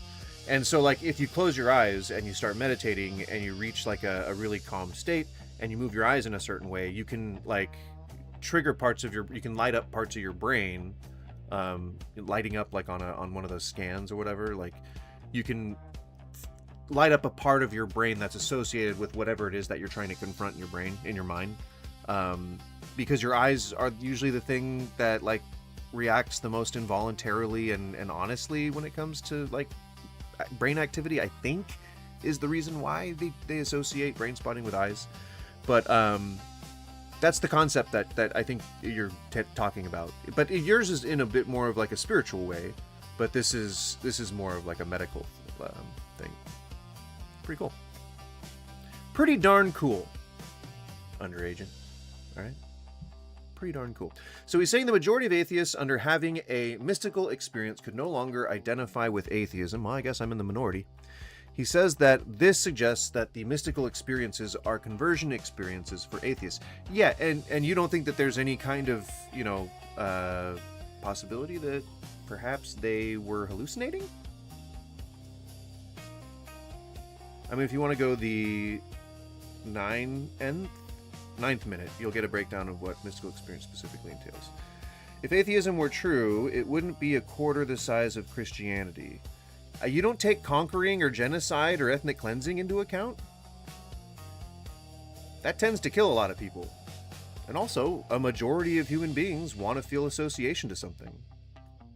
But, I think... I don't know, it feels like the number that you're referring to might be all religions versus atheists? I'm not sure. Atheism in America is way higher percentage.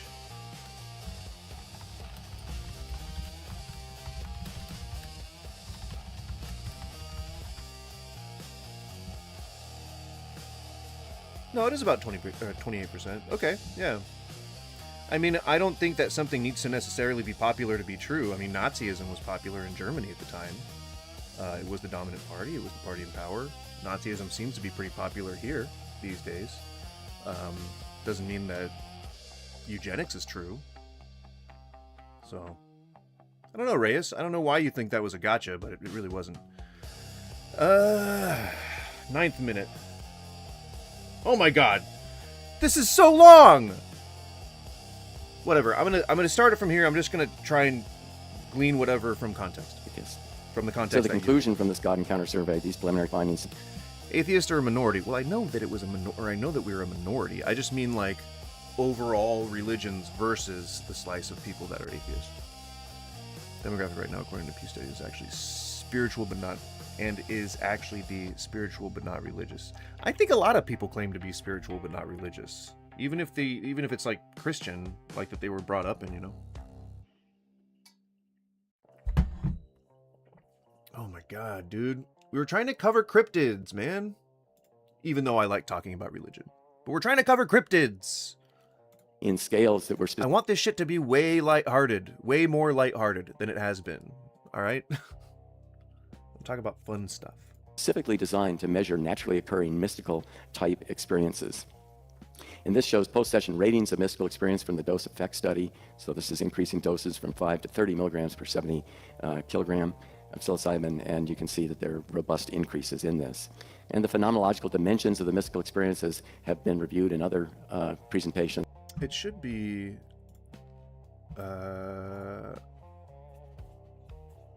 it should be on the link, on the links in YouTube.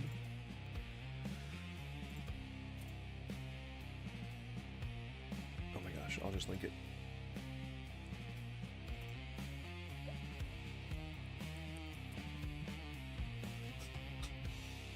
Where is it?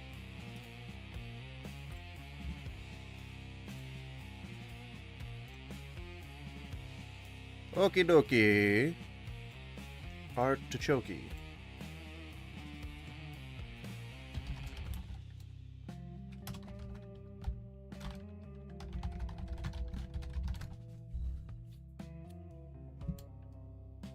Proceed. It's one too many O's.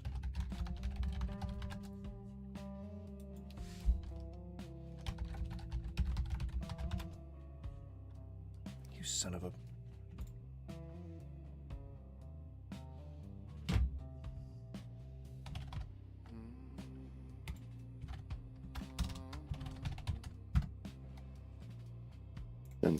include this sense of unity, the core feature of it, the interconnectedness of all people, all things, pure consciousness, accompanied by a sense of sacredness or reverence, a noetic sense of encountering ultimate reality, Oh or my the God, I'm experience hearing- being more real I'm and hearing more the true video, than everyday and- oh waking God. consciousness.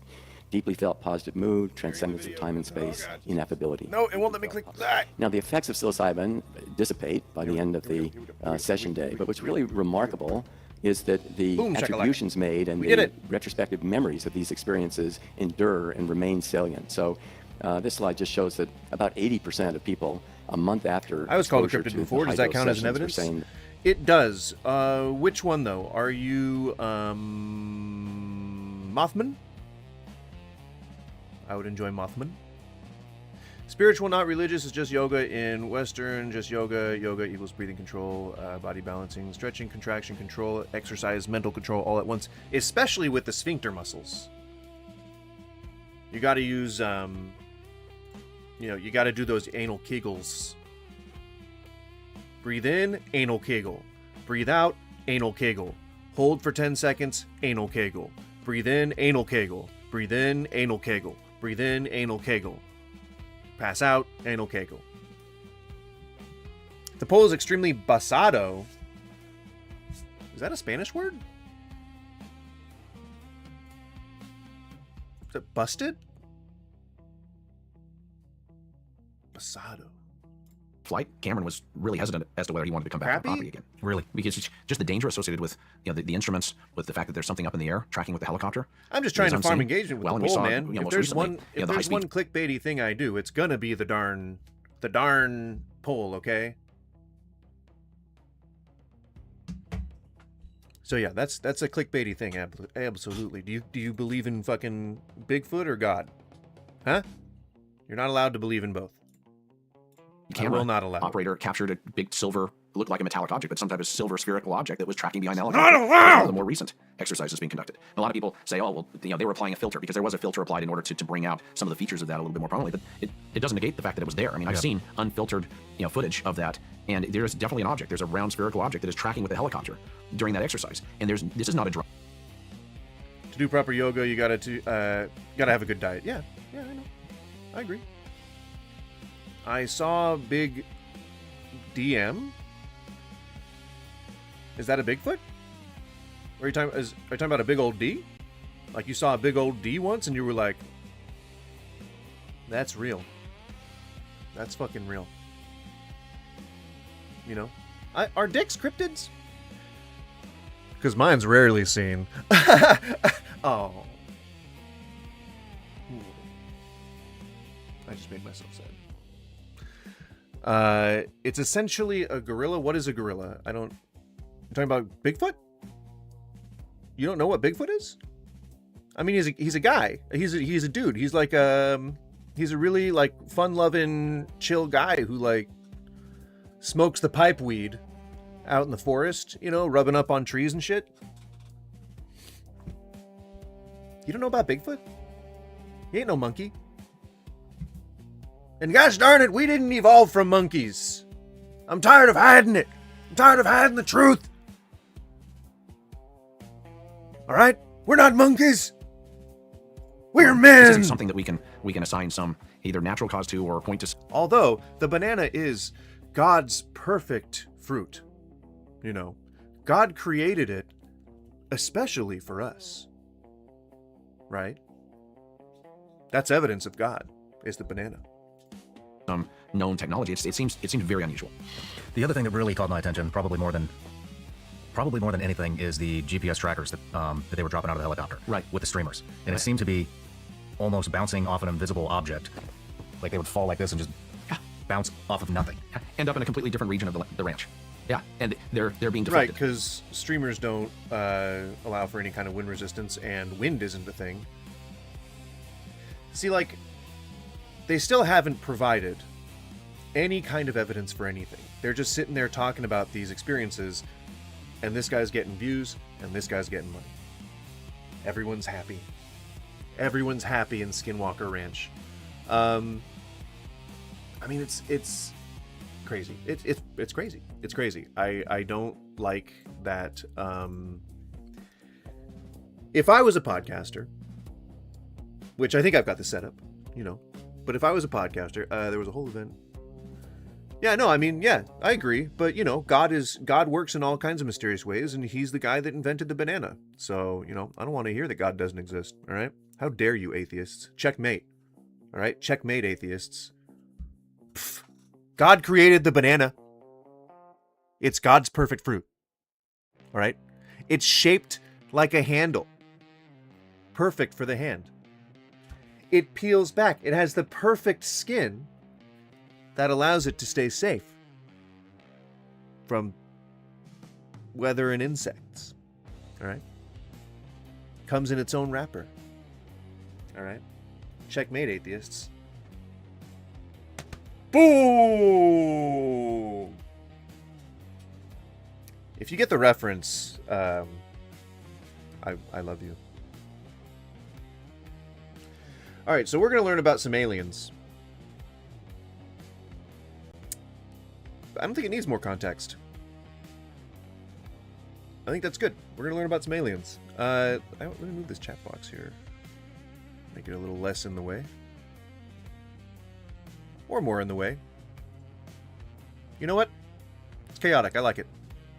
Hello, and welcome to another cold case. Today, we are taking you back to the... He's not going to stop. Now, you would think, any of you who make content, you see my positioning of my camera, and it looks, he's like perfectly framed right here, damn, you're old, dude. Shut up! Don't forget your Colgan. You mean collagen? Best evidence for God is given by Costanza. God is the best way to explain all the random bad things happening to man. Yeah. True dat. I'm not old, you're old. Shut up. How dare you? John Medina, Bigfoot is an ape man, yes, but assumed to be something of a cannibal, extremely athletic, over 7 feet tall. 7 feet! But nothing is verified as likely made up urban legend. Yeah, unfortunately, the most notable proof that people had up until this point was recently fully debunked. And people are still trying to hold on, to some hope that he was lying, or he was just trying to throw people off the scent of Bigfoot, which I hear is pretty pungent. But I don't think that it flew, because it was like a deathbed confession. I don't know. And then didn't the partners admitted to it too, the guy that was dressed in the suit, and then the person behind the camera or something, or the person that let them on their property, or it was someone involved in it in some way. The 1970s, a man called Norman Oliver sits alone in his study. He is the editor of the Journal of the British UFO Research Association. He's used to getting reports of objects half glimpsed in the sky. But this letter is different. It was a truly unbelievable encounter, the letter writer says. Yep, he just kept walking forward. And when he sits down, I think he gets even closer to the camera. I believe that my daughter was telling the truth. Norman turns the page, and a drawing of a truly weird figure stares back. Drawing? Something about the figure makes him uneasy. What the hell has this child seen? We are about to find out, because today's case is without a doubt the most bizarre that we have encountered or uncanny. Can we explain it? Let's see, because things are about to get very weird and deeply creepy. No, it's about that close that he gets to the camera at all times. And everyone else in this is framed pretty normally, but not him. No, sir. I don't know about you guys, but I do not like to be this close to my content creators. I don't want to be making out with them while I'm watching. Though I think Skippy would be the first to admit that he just does that in general when he watches me. I'm Danny Robbins, and this is Uncanny Culture. Stop with the eyebrows. I don't want to see that again, sir. I do not want to see you doing that ever again. Secrets still remain. Welcome back. Thank you for all of your comments, questions, and theories on this new series. A note on their theme song. It was very, very good. Very well developed. I enjoyed it very much. I'm loving all of these interactions. We've talked about... Secrets remain. Is that the name of the channel? Nope. So, unnecessary. You know, I mean, whatever. Do what you gotta do. You know? Sounds good, sounds good. Secrets remain! About hauntings and UFOs so far, but today's case is neither. Or maybe it is both. You tell me. It is a truly strange one. It might not be so well known, but it's got a real cult reputation amongst those who study I mean, the correct paranormal. me if I'm To wrong, discuss but it, I am joined the as camera's ever by the angled paranormal down. Sherlock Holmes and Moriarty. You can argue out which is which. Right from I'm the only Hollow, I'm the only one allowed to talk with my hands right now. You stop. You stop, okay? Beep, beep, beep, beep. Beep, beep, beep, beep. Beep, beep, beep. Picking her nose and eating it. She's picking her nose and eating it. Beep, beep, beep, beep. Beep, beep, beep, beep. Beep, beep. Oh, look, we're gonna do some makeup. I like having a green screen effect. It's very fun to me. Turns me into a child once again. Filled with awe and wonder. And wondering why I don't have a plate of tacos right now.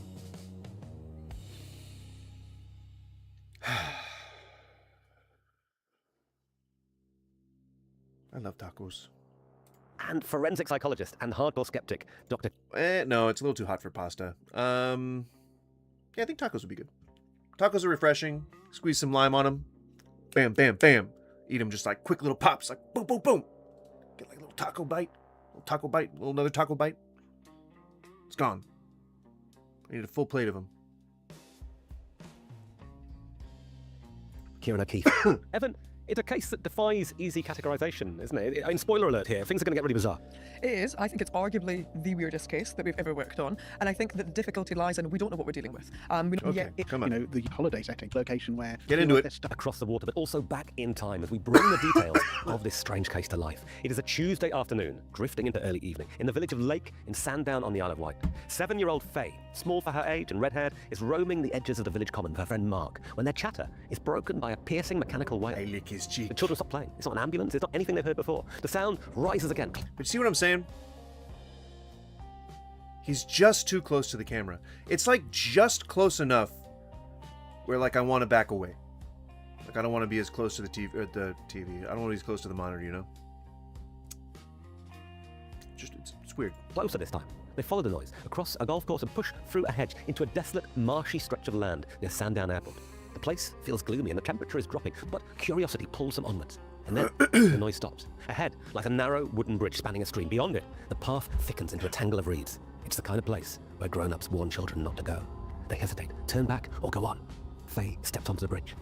And then, a hand reaches up from the water. Bizarre and frightening enough in itself, but even worse, this is a blue, 3-fingered hand. It grabs the edge of the wooden bridge. Faye gasps, and it gets worse. The hand is followed by an arm, and then a figure heaves itself from the dark water. It is enormous, nearly 7 feet tall, and grotesquely... I'm terrified. On its head is a yellow pointed hat, antennae jutting from either side. Its face is a geometry lesson gone wrong. I like the scary Triangular music. eyes, a square nose, unmoving yellow lips, and it has no neck at all. Its head seems fused directly to its shoulders.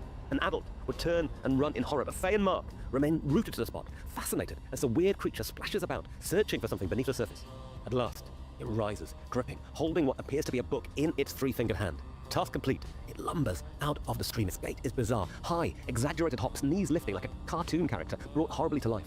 The children do not know what to make of the creature's odd display. They trail it from a distance as it walks off, following as it approaches a metallic hut, half hidden among the reeds. The creature opens a flap in the hut and disappears inside. Faye and Mark wait in expectation for a few moments before the flap opens again and the figure emerges holding what appears to be a microphone. That wailing siren erupts Microphone? once more, louder than before. Faye clamps her hands over her ears and Mark turns to run, but then the sound cuts off abruptly and the creature speaks into the device. "Hello," it says. "Are you still there?" Faye and Mark cautiously edge closer. The creature, as if sensing their fear, tries a gentler approach. It produces a notebook and scribbles large, clumsy words across the pages. It points at each word in turn, and Mark reads slowly. "Hello, I am All Colours Sam." All Colours Sam. Kieran, where on earth do we start with this one? I mean, I cannot think of another case that even comes close to this with bizarreness. No, it is very, very bizarre, and there are elements of it that I have not seen in any other case. This is kids we're talking about here. I mean, instantly I want to discount it because it's a children's story. Like when it's like, "Oh, mommy, and they're running in from like, you know, whatever forest they've been running through at the time, and they're like, "Oh, I got a story to tell," and you know, I mean, I'm. The fairy case is brought to mind, the UK's famous fairy case. But it's a kid. Like, just, I mean, I understand that, like, if there's something that sounds serious or concerning, that you definitely want to listen to and probably believe your kid, you know, depending on the circumstance, and make sure that you know, verifying whatever. But, like, I mean, you tend to believe your kids if they're innocent. They have, you know, no reason to lie to you. So, and you know, they haven't been jaded by the world yet.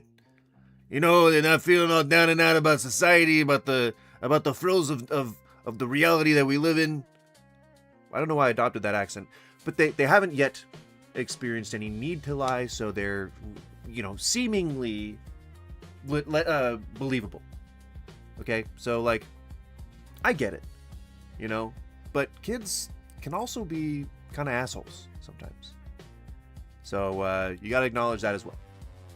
Okay, so I would take any feverishly made claims with all sense of urgency about there being an alien in the forest or in a river or whatever with a grain of salt. Is, I guess, all I'm saying. But I'm not a parent. But it's apparent to me. Owned! Frey and Mark are pseudonyms for them to protect their identity, but, you know, there's a tendency, isn't there, Evelyn, to dismiss children, to say they have flight of fancy, imagination, imaginary friends. But the reason this case has stood the test of time is because there are a lot of paranormal experts out there who absolutely feel that these kids are speaking the truth. Why is that? So I think when we deal with kids, right. Paranormal experts. Not scientists or doctors or community leaders or anything like that. Paranormal experts. I mean, you're going to gloss over that, but that's fine. I'll point it out. First thing you go to is, imaginary friend. However, it wouldn't be the first time that kids have witnessed. I don't just assume imaginary friend. I assume, like, they saw something fucking weird in the forest, and their stupid kid brains didn't know how to interpret it. That's all I assume. And I don't know what her credentials are. I don't know if she's like a doctor or like a scientist or anything like. I don't know what her credentials are, but I think these guys are supposed to be paranormal experts. I think this person is supposed to be a paranormal expert in favor of believing ghosts, and then the other guy is supposed to be a skeptic. I think that's their dynamic. But, like, I don't know what degrees they have. I don't know. I'm unfortunately, I'm unfamiliar. Something like this. So you had Broadhaven, where more than a dozen children saw cigar-shaped craft. Yeah, and you've also got Ruwa in Zimbabwe, where I think more than 50, even 60 children saw a craft that they couldn't identify. And so it's not uncommon. It's not just those. I think people the only explanation that we have so far on those is that they were the result of mass hysteria, which is a flimsy excuse. So I would love to hear if there have been any updates for the cigar-shaped objects that, like, two schools saw, like, 30 years apart in specifically different places in around the world. They all saw the same things. I think one was like a hoax, maybe based on the other one. I don't remember. That might have been a sensationalization of it. Adults that see things, kids do see them too. Well, there's an argument, I think, actually, in some circles, that these things are appearing to children for a reason, that children are more open-minded, potentially. Yeah, I think there's a sort of potentially spiritualist belief that kids are not, they're not corrupted by the world yet or anything, and so they're more open to paranormal phenomena. Yeah, but I don't think it's a spiritual thing. I think that a lot of the stuff that we interpret as spiritual is really just shit that we don't understand.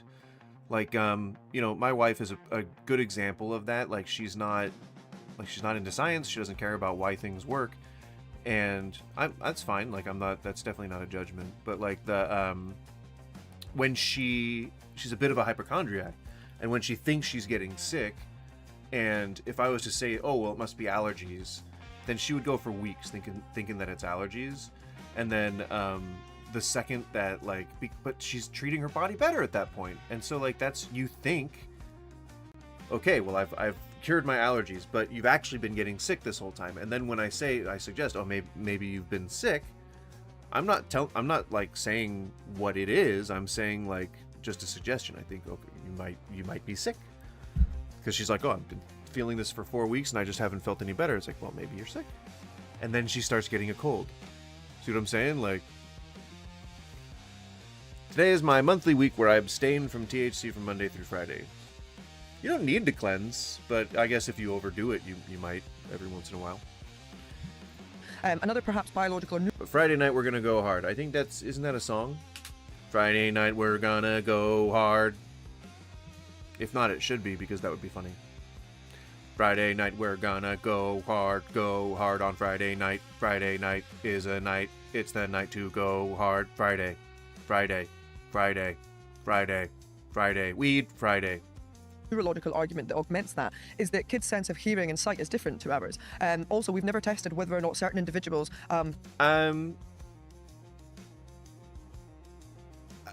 Less developed, but also less damaged by normal wear and tear. But I would say marginally. Who see things against people who don't see things have differences in the cones of their eyes or neurological structures in the brain. In the same way that yeah, certain shades of color and level of detail, the LOD, to use a game development industry term. That's right, I know things. if I blow a dog whistle at this table, nobody hears anything, but a dog would start barking. It's not magic. Your sense of perception is different amongst children to adults and even individual people. It seems like kids are so more sensitive. Well, yeah, less developed. What? They don't see ghosts where adults don't. They don't see fucking rainbows in alternate universes. Like, they don't see... This whole psychic kids phenomenon has gone on for a very long time, but I just cannot buy it. I just cannot, as of yet, buy it. I don't think kids have an above normal prescience. I think they're just, as of yet, again, untainted or unjaded by life in a normal world. At some point, you start caring about action figures more than you care about going to church, or calling your dad daddy or your mom mommy. Like, that changes as you get older, you know? Like, it's just as we start to navigate our way through whatever society we're in at the time, like, our demeanor changes, our personality changes, we get both scars and support, you know, our support network grows, like, and we get scars from trauma. Like, that's just it's a little thing called life, and everybody lives it. Some of us less happily than others. To the world than we are. I remember really distinctly having a party for kids, a birthday party, and my son could tell his friends' jackets by picking them up and smelling them. You know, kids have much better sense of smell than us, much better hearing, much better eyesight. Kids are not some fucking superhero, like, they're not dogs. They don't... I mean, memes are a thing, and, you know, people's olfactory senses are a thing, like, are we like steeped in a culture where we start smoking when we're still a kid, and so, like, our senses of smell and taste are all different from adults, like from people that you would associate with adulthood? I don't know where the gap is. If your kid, you could tell your friends' scents apart. If everyone wore different Axe body sprays, and you were to smell one, like if you go over to a friend's house and, like, you smell his clothes because he sprays Axe body spray everywhere, and that's a scent that you associate with your friend, then if you're at a party with them and you smell that scent on his fucking jacket, then you're gonna associate it already. Like, that's not supernatural. That's not above natural prescience. That's just being a person who knows their environment. Immortal Beloved says, don't smoke. I agree with that. I haven't had a cigarette in... I was never really a habitual smoker. It was super off and on, but I think the last cigarette I had at about 10 years ago, and it was, I think, at 3 a.m. and I almost threw up because it was disgusting. Should we listen to children, Kieran? Are we I was very drunk. I was like 3 a.m. drunk. Quick to dismiss them? In this case... And my normal bedtime's about 9 o'clock. Do we need to trust Mark and Faye? I think we need to be careful in trusting children, and my children, if they're watching this, will be horrified at me saying that. But you know. I love that soundbite. We need to be careful when trusting children. Like, agreed, but, like, unfortunately, you got to be the guy in the room to say that. Don't trust children. Ooh, Ooh. Look at the Cottingley fairies. Here was a case over a century That's ago the one I was where talking two young about. girls, they even had photographs of fairies at the bottom of their garden. This was such a famous case, wasn't it? People can look this up on the internet now. You can see these photographs of what Cottingley seem to be fairies with these fairies. children leaning in close to them. It became a huge sensation. It was a huge sensation. And See, nobody else has their camera, like, pressed up against their face. Maybe he's just got a really big head, or, like, maybe it's disproportionate. Like, it looks like the camera's looking down on him at an angle. Like, which is, again, that's not a judgment. I'm not big forehead shaming him. But maybe that's the phenomena that I'm seeing here. and it was investigated It just looks like the shot is pushed in way too hard. by Sir Arthur Conan Doyle, the author of Sherlock Holmes, he was a psychic researcher. He was an And individual I think he thinks it's cinematic, but I don't like it. It makes me feel way too close to him. that was also interested in the paranormal. He investigated seances, and he ended up investigating the Cottingley fairies and believed without a shadow of a doubt in everything that these two girls were saying. He staked his reputation on it, didn't he? He came out publicly in the newspapers and said, you Yep. know, these girls are telling the truth. These fairies are real. Absolutely. And if we look back at the fairies now, we look back at those photographs, you just look at them and they're all Take that, Arthur Conan Doyle! Fuck you! Fuck you, Sherlock-ass motherfucker! I hope you're rolling around in your goddamn grave, you piece of shit bitch! almost laughable. It's quite obvious that they're fake, and we know the story is completely untrue. But here was an individual, and a well-respected individual, a writer, albeit somebody that had great imagination when he wrote, but he was also an investigator, and he did some amazing investigative work. But he was drawn in Bit of a these two Sherlock young girls himself. and effectively believed everything they said. So we've got to treat their testimony with We've a got to be little bit careful. of The care. girls in that case came out eventually as old women and admitted they'd been faking it, didn't they? But if this is a fake, though, it's old hard women. to work out why the children would be doing it. They're not really getting anything out of it. I think they waited something like 40, 50 years, something like that. They had like kids and grandkids of their own before they stopped lying to a community. Ay, ay, ay. I'm enjoying edibles more than smoking recently. Hits harder. Yeah. Agreed. I agree. But I didn't get into smoking until, 35, which was 6 years ago, I think. I'm 41 now. But I didn't get into smoking the cannabis until very, very recently, only a couple years ago. And I find it to be a more mellow medium when it comes to that kind of like de-stressing activity. Like I don't mind the ritual of pulling out the dab rig and torching it and all that kind of stuff, but the high is really intense when it comes to dabs, as opposed to just like smoking a quick bowl and then going about my day. If I wasn't working at home, or if I didn't own a company, or if I wasn't like, out doing things just as my home as a satellite, then I would probably eat more edibles or dab more. Of it at all. And what, I can't do the pens though. That's just such a stupid concept to me. That the dab pen, god damn it, the stuff in there is like such questionable quality and questionable safety, especially because you're atomizing chemicals that we still haven't done comprehensive studies into, which the vape companies and the weed companies themselves are one of the major culprits in keeping those efficacy and safety studies from being done.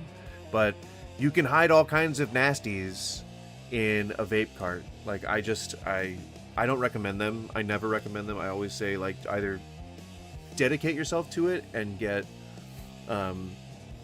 stuff to grind and then put in a bong, or get pre-rolled joints. It may be, bee buds, and there may be seeds in it, and they may suck at rolling them, but I would prefer that over risking some element of your health later on down the road, because we found out that there's like fucking zinc in these things, or like, I don't know if zinc's bad for you. I just said zinc just because that's the first thing that came to mind. So, how'd the midlife crisis hit you, knowing statistically your best years are behind you? That's not true. My best years? What? And the slow, inevitable march toward endless nothingness. Oh no, I've already had existential crises. I've had so many existential crises growing up. But no, I mean, Samuel L. Jackson's a good example of a guy who leads in the phenomena that your better half is your back half. I mean, think about it. You spend 20 years developing. You spend 20 years learning how to navigate the world. You spend and most people spend way more than that. You know, I don't think I had things figured out until I was 30. So imagine, like, the way that my head was spinning from the time I was 1 to 30, not knowing how to be a normal person. And then after 30, like, that's when I started my business. That's when I made my best chunks of money. That's when I actually started helping people and, like, branching out into my community and making friends and developing long-lasting relationships and networking. Honestly, I feel like best years are the back half. So I'm looking forward to it, actually, John Zimmer. I did have a midlife crisis, but I got through it. And it coincided with a major personal death in my family, and so I was able to process both of them at the same time. If there's any benefit to be taken from trauma like that, you know, morbidly, I was able to kill 2 birds with 1 stone, to use a very sad analogy. They're describing is so vivid in detail, so kind of almost. Although, to answer your question, it didn't hit hard. It hit about average. I'm still recovering from the weight gain, but I've done a pretty good job so far. Intrinsically crisp. Yeah, It's quitting ice cream. My biggest vice right now is ice cream, and, like, quitting that, especially when I do smoketh of the canibas, that's tough. That's tough. That is a challenge. And Tillamook, unfortunately, makes delicious fucking ice cream, and it's really cheap. And I live in the PNW, so I'm trapped. I'm trapped in an ice cream heaven. It's like $4 for a half gallon. Some good ice cream too. They got Washington strawberry. Ugh! Sponsor me, Tillamook. I want free ice cream. That really, really gets me, because there's lots of really unusual nuance in it. Like, when it speaks, it doesn't just open its mouth and speaks. It's muffled, as if someone is speaking behind something, as if they can't open their lips properly. When it tries to communicate, they have to write certain things down and point to it as if it doesn't understand, as if it... But so she's exhibiting this phenomena that I was talking about earlier when I said, like, you can't start adding things onto a concept that you don't already know, that you can't prove yourself. So, like, thinking about what God's hair looks like, thinking about what God smells like when it farts, or when he farts. I don't know if it's an it or a he. Oh yeah, Tillamook, I think they're nationwide, man. But I get to live in the fucking center of Tillamook activity. Which is probably why it's so cheap, you know? Less logistics? Nah, they probably... No, they localize prices. I don't know. Your guess is as good as mine. It looks like we're getting pretty stable at 6 viewers on the vertical stream, so thank you guys. That's a record for me. I'm happy to have you here. Let me know if you have any opinions on cryptids. I'm happy to hear them. But so she's exhibiting this phenomena that I was talking about before, where you establish that something exists without proving it. And you don't, in a discussion like this on a podcast, you don't necessarily need to substantiate a claim that ghosts exist. They already know you believe that ghosts exist.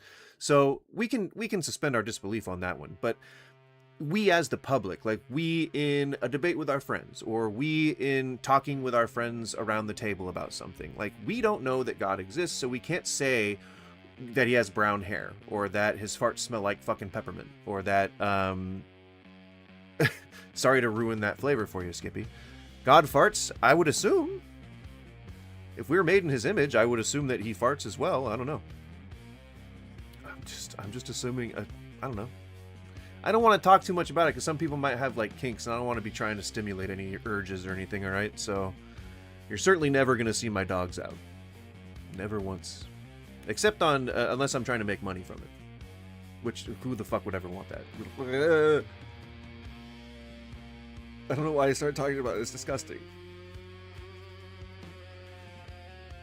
Comes from somewhere else. Or Oh, that's called the Guffin Cup system in the UK.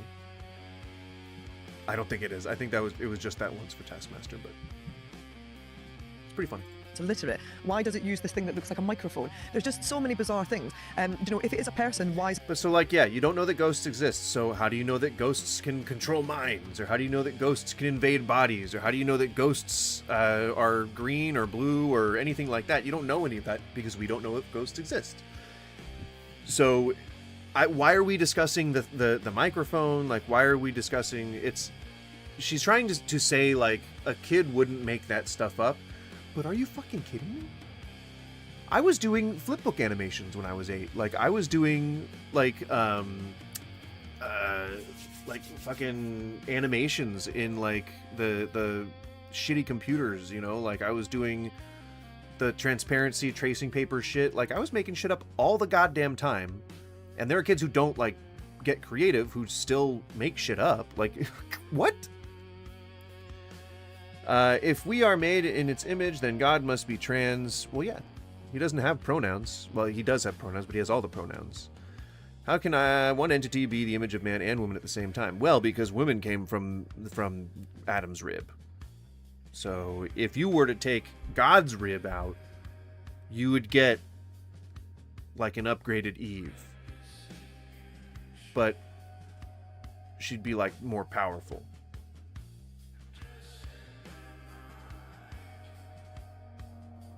You're just speaking to them normally, and if it's an imaginary friend, again, why are they conjuring up sort of speech impediments or problems? It's just really because we project our insecurities, we project our hopes and dreams, we project our perception of reality onto the things that we create. Any artist does that, and artists, as children, probably would have imaginary friends. Even kids who are not artists would probably have imaginary friends simply because they're lonely, you know. Or because they just need to make sense of something that's going on up in their old noggin. This basic shit. bizarre. I am All Colours Sam. Such a creepy, unsettling phrase. What does it mean? Why does it scare us? So All Colours Sam isn't like a typical clown name, you know, when you look at sort of certain... If I was going to steelman this, I would say that All Colours Sam would be an alien's misunderstanding of English, of syntax. He wouldn't understand what a name is. He wouldn't understand what a rock or a fucking tree is. He doesn't even fucking know what earth means. He doesn't know what soil is. He doesn't know what air is. He doesn't know what up, down, left, right, back, in, jerk off, jack off, masturbation is. He doesn't know what any of those words mean. He doesn't know what any of that shit means. He just knows that he's got a language. That's why, like, I don't feel like a universal translator would exist unless it were something that could learn really rapidly and then like infer meaning when given the right. I don't know. It's got to do a lot of computing at once in order for something like that to work on the fly. So I just, it sounds a little incredible. But let's say if it was like an entity from the Hollow Earth, if it came up through the river and that's how it entered Earth, you know, like that could be a thing. Maybe it already knows English, but it just can't speak it. Or maybe it knows that we speak a different language. Or I don't know. You know? Dogs Are God's Gift is about to post a novel here. I love how you specify the King James Bible. Because you probably know that's the one liberals don't read. I rebuke the religious nut jobs in the name of intelligence, integrity, and self-respect. Then you might want to talk to Dogs Are God's Gift. Here, who is the end is nigh and only Jesus saves. Well, you know that I think that we can be pretty sure that Jesus potentially existed, that Jesus was a real living thing, but we don't know that he did any miracles.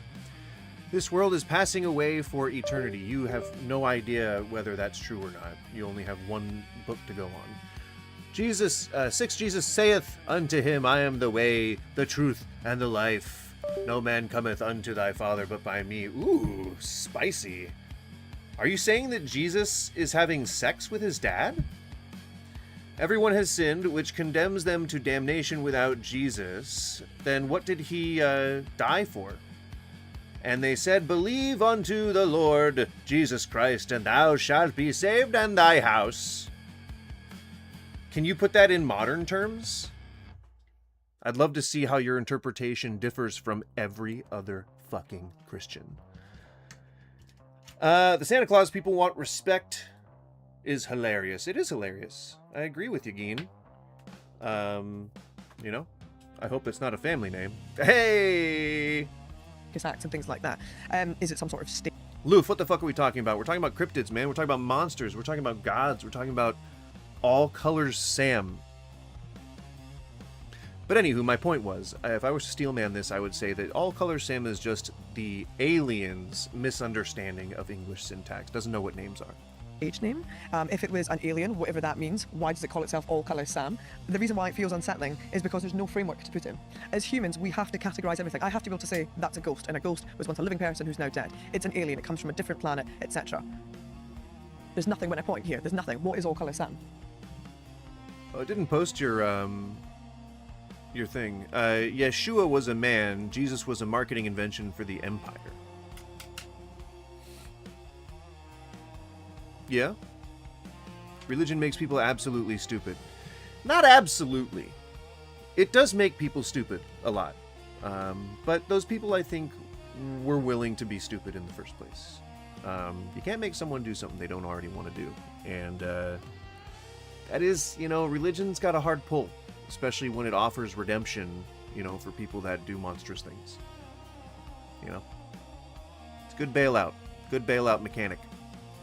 Okay, bizarre, creepy, totally outside our The normal ultimate paranormal bailout comfort zone. This mechanic, case is all if those you things. I'd love to know what you make of it so far. Let me know your thoughts in the comments down below, but be prepared, because it's about to get even stranger. So let's jump back to Sandown on the Isle of... I feel like if there is such a thing as a true Christian, in the way that I define a true Christian, which is just a good person who happens to believe in Jesus, then I would think that, they would want to be more associated with, like... Oh no, I had a point and then I lost it. Well, that's what you get with ADHD. Well, atheist isn't really a faith, because you don't believe, you have the lack of belief in God. But yes, they did. Anyone's mistranslation of a word, or misinterpretation of a word, or different translation, or disagreement over some bullshit, like who was a real apostle or whatever, that's what leads to schisms, and that's what leads to sects being formed, and that's what leads to holy wars. So, yeah. I think it was Seth Andrews who said religion... Oh, but I don't believe they're absolutely idiots. I believe there are smart people out there. I think a true Christian would be of higher intelligence, because, in the way that I define a true Christian, because then they'd be a good person, and they wouldn't, push that on other people, and they wouldn't, condemn them to eternity in hell and stuff like that. So, that's the point I was trying to make that I lost. Have you watched Ancient Aliens? I have. They literally called pyramids being alien warehouse? Like a garage, I think, would be like... See, this guy's face is just way too close to the goddamn... I feel like I'm...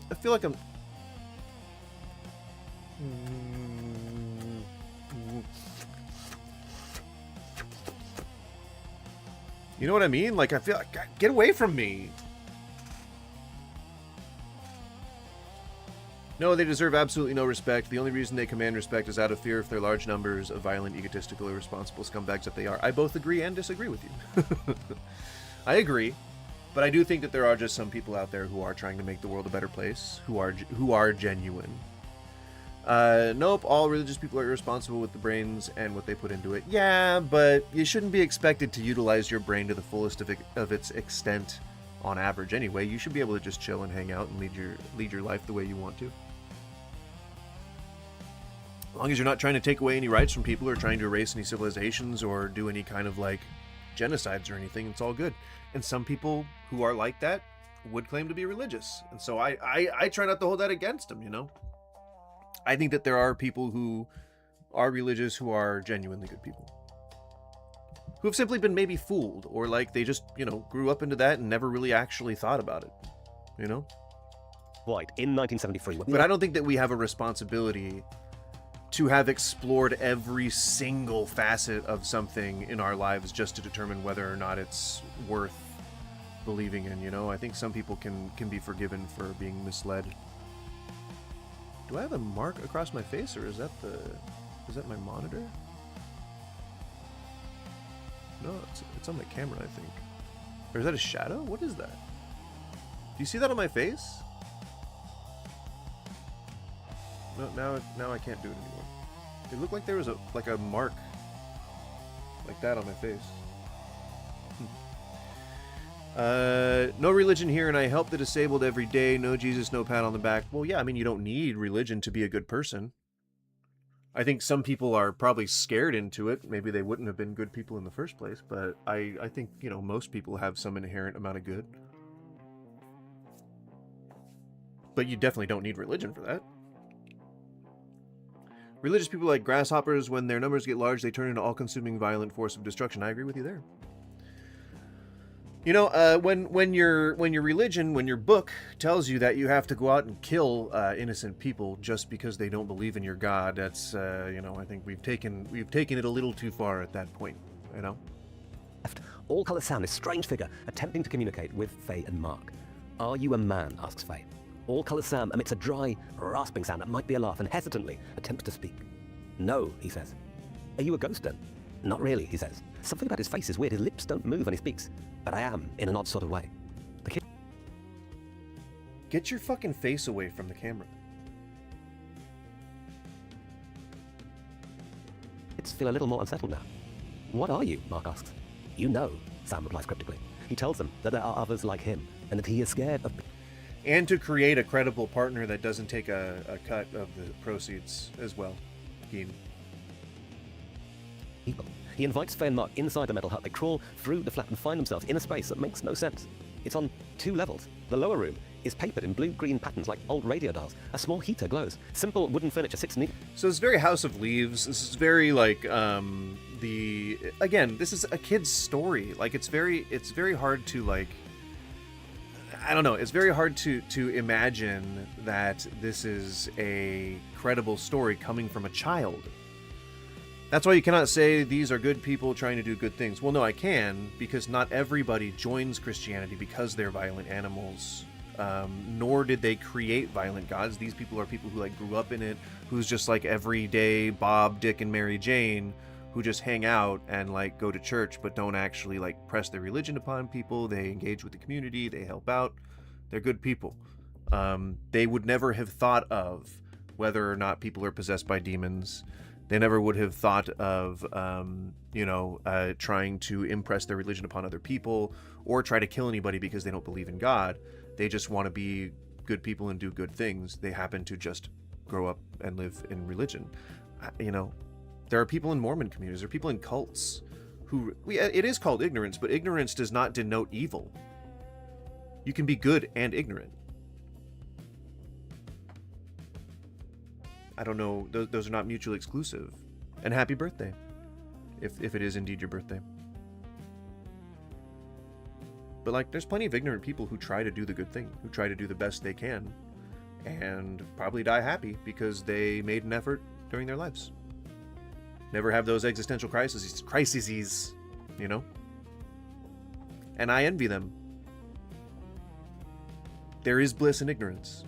Arranged above them is a metallic upper level with no stairs, no ladder, no door. Sam explains in his halting, peculiar way that he lives on berries that he gathers in the late afternoon. He says that he's a camp on the mainland and that he can drink river water once he has cleaned it. Then he... I don't think that you can eat just berries. Now, I don't know the biology of these river aliens, but I don't think you can eat just berries. Is there an animal that just survives off of berries? Like ruminids, maybe? I don't know. That's nice. These nice-smelling cake-baking, Toyota-driving people will instantly tie you to their bumpers and drag you through their parking lots when given the okay from their pastors. You honestly think that every single person who claims to be religious would do that? Because that's a huge generalization that you cannot make with any kind of faith whatsoever. To coin a term. What's a trick? He puts a berry into his ear. And I think that you have a resentment for religion, and I can empathize with you. I agree, but I just don't think that it's 100% of people who are religious who are inherently evil or who are secretly angry at non-religious people. These religious people are irresponsible animals, and you can never trust them. I mean, that's about as zealous as racists are. You don't have to be like that. Not all religious people are biblical literalists. Not all religious people are, Jesus worshipers. Not all religious people believe in the same God that you do. Not all religious people are, extremists or fundamentalists. Not all religious people hate gay people. Not all religious people even agree with that passage in the Bible. Not all religious people even agree with the Bible itself. Yeah, see, you're talking about evangelicals. You're not talking about just plain religious people. There are people who say, oh yeah, I believe in God, and they go to church, and then they just lead normal lives. And that's it. Then they don't practice their faith. Okay. You never said that they had to be, like, good or devout Christians or whatever religion that you're particularly talking about. Doesn't mean anything. Like, they can be... Well, yeah, I mean, Christians are annoying to me, but there are good Christians. You know, like I said, I think I defined it pretty well. But yeah, you're talking about evangelicals. I agree with you there. People who take the Bible literally, who are like young earth creationists and use their faith to justify horrible things, yeah. Typically, those people are pretty bad. Fundamentalists, radicals, they don't get a pass for being mainstream heathens. They don't get a pass for being mainstream heathens. I'm trying to understand what that was a reply to. Nope, not one. Well, then I would say you're just as bad as a racist, man. Like, you can't just lump all people in a group into one category of a personality trait. Like, that's just not realistic. And racists do that. I wouldn't want anyone to be able to associate me with such a closed-minded mindset, but you feel free to live the life you want, man. Who knows, given time, your opinion may change. Then jerks his head forward, and the berry vanishes and reappears behind one of his eyes. Another jerk, and the berry drops into his mouth. The children are entranced by this weird display. They stay and talk to Sam for a while longer, then say goodbye and run home across the golf course full of excitement at their encounter with his strange new friend. Faye tells her dad what they witnessed. You're not very bright. You mean you think that I'm not smart because I'm choosing not to lump everyone in a group into one definition? Do you hear what you're typing, Tears? Do you hear what you're typing? Do you hear what you're typing? You've obviously never lived amongst them. I grew up in the church, my dude. I grew up being an atheist in the church. Like, my mom worked for Salvation Army. I was in church nearly every Sunday. Didn't want to be there, but I was there and I listened because it was fascinating to me. So I have. Went to every summer camp, went to every conference, went to everything. They lumped you into a group. Okay. Not all of them. I had some really good friends that worked, or that did like volunteer work with me at the camps and shit. Lol, yeah, right. You ain't gotta believe me for shit. I don't know you from Adam, my bro. So I don't place my worth on your opinion. I'm sorry that you disagree with me on not lumping every single person in a group into one category of human beings, but that's what the Nazis did. That's what racists do. I don't like doing that, so I'm not going to do that. They're planning the apocalypse. Yeah, they've been planning that for like, what, 3,000 years at this point? 2,000 years at this point? So? You know, it being in a Bible doesn't mean that everyone's a holy fucking warrior, my friend. Now, her dad is a chartered engineer, a highly qualified professional, used to getting to the bottom of complex problems. He properly interrogates Faye about her encounter, writing her answers down in forensic detail. He asks Faye to draw a picture. You can't just say ditto. There's a lag. I don't know what I said that made you say ditto. Damn it. I don't have the latency low enough. I don't even know what that means. YouTube tells me. Of All Color Sam. And separately, your latency is not low enough. Thing. Their stories and their pictures are eerily similar. And there's something else that unsettles Faye's dad. Because what the children are describing feels horribly familiar to him. He has had his own encounters in this area of the Isle of Wight. So they're about to get their violent apocalypse. Are you saying that you're going to go on a mass shooting? Because I'm happy to report you to the authorities if you'd like. Because I don't know, you know, what you think. Well, read when talking. Read what?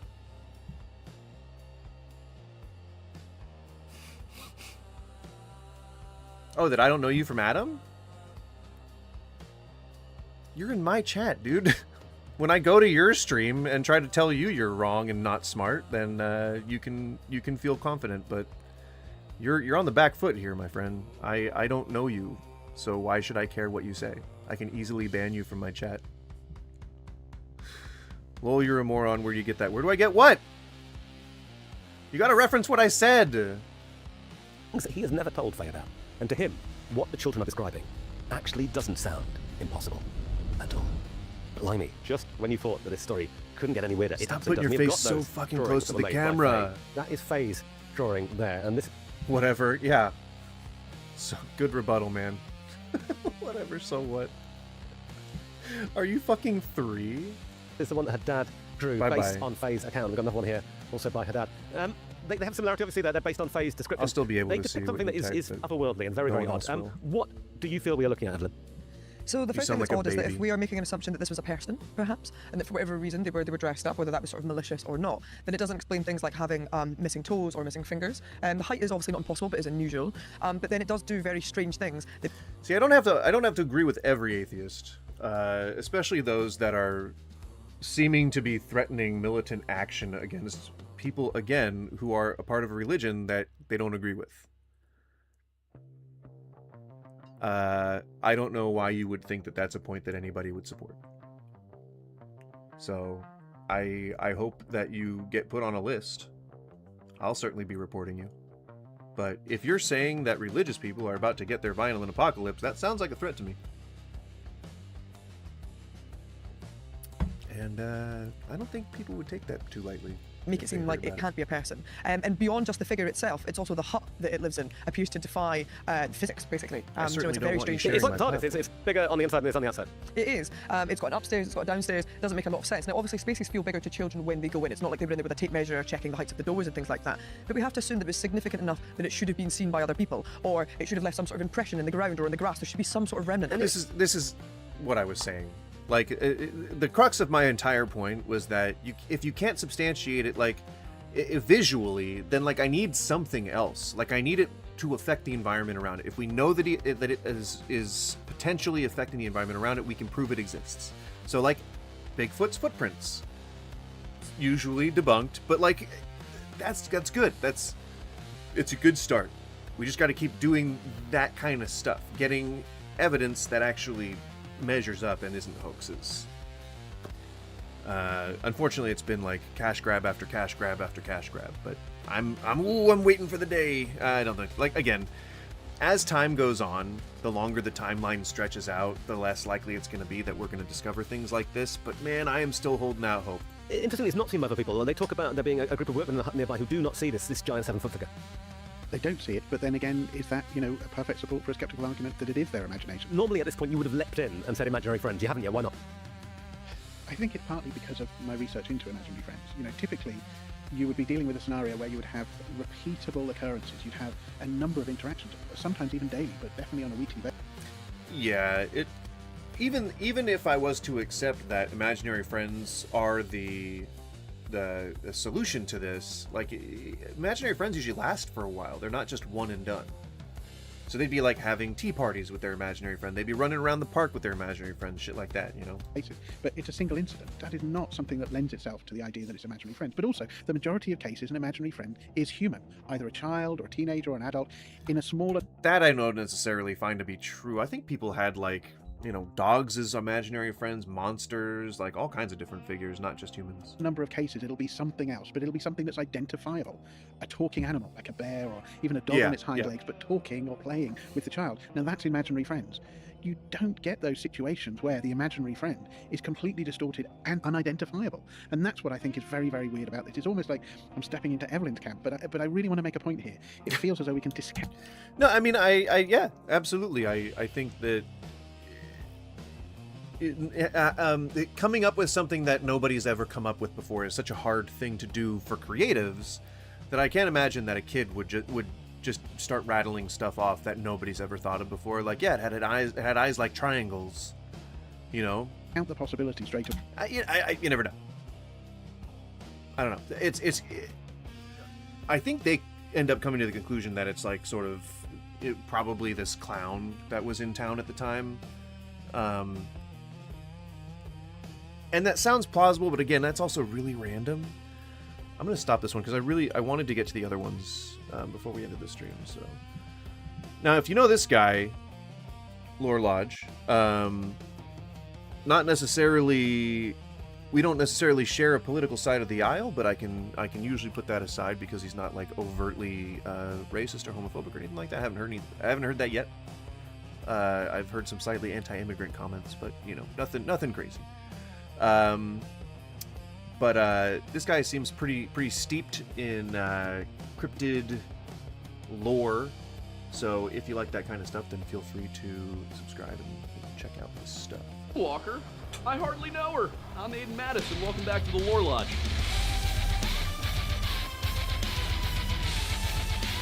And it could have been either him or Wendigoon that I'm remembering hearing the. It was either anti-immigrant or anti-LGBTQ thing, but I'm not entirely sure. So I want to get my facts straight before I would start judgy people, you know. He makes good stuff. I've only ever seen good stuff from this guy.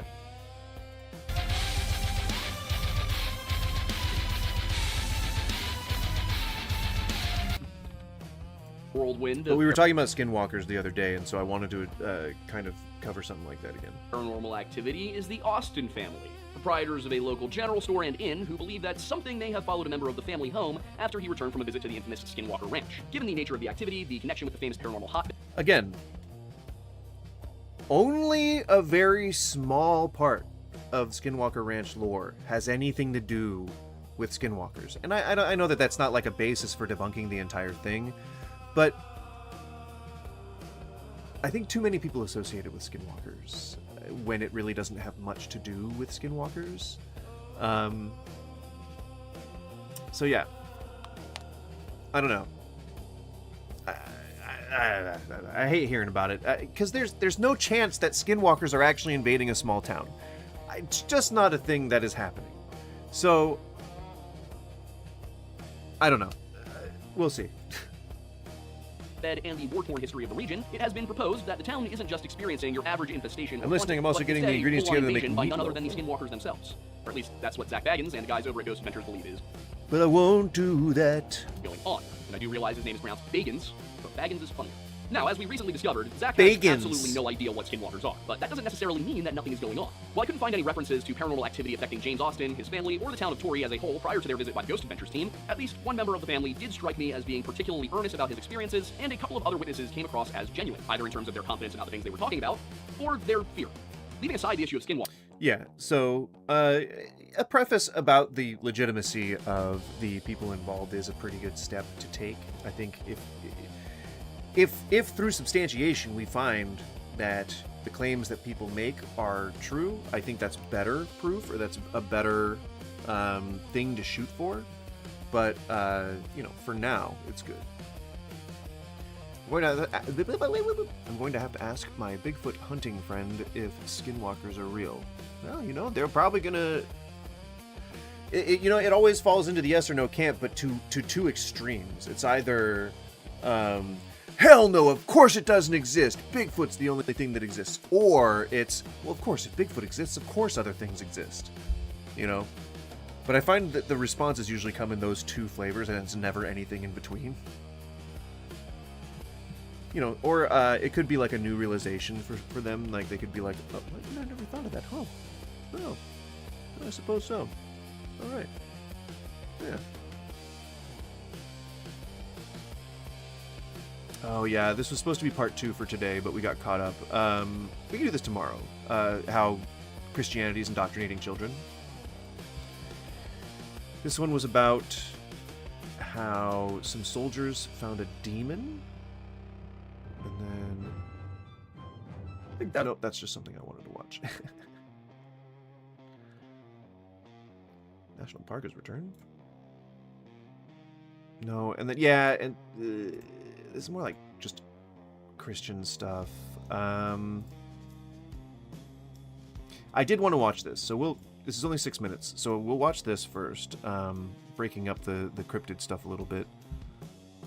But Jesus. This is about it says following Jesus when neurodivergent. And it seemed interesting to me, and so I wanted to hear what a Christian perspective is on being neurodivergent. Tells us that we should love God. That's not like a dry, I've already watched this and I'm acting innocent. I truly haven't watched this yet, so I'm curious to what it actually says. With all our mind. But what if your mind works differently? Approximately 1 in 7 people in the UK are neurodiverse. That means their brain works in a different way to what is typical. It can include conditions like autism and ADHD, and also learning differences such as dyscalculia and dyslexia. So far, so good. School is difficult for everyone, but when you're neurodiverse, school can be a real challenge. I certainly found that I was lonely and I just felt broken most of my school life. That was until I encountered Jesus. Oh no! Oh no! Oh, it took a bit of a turn.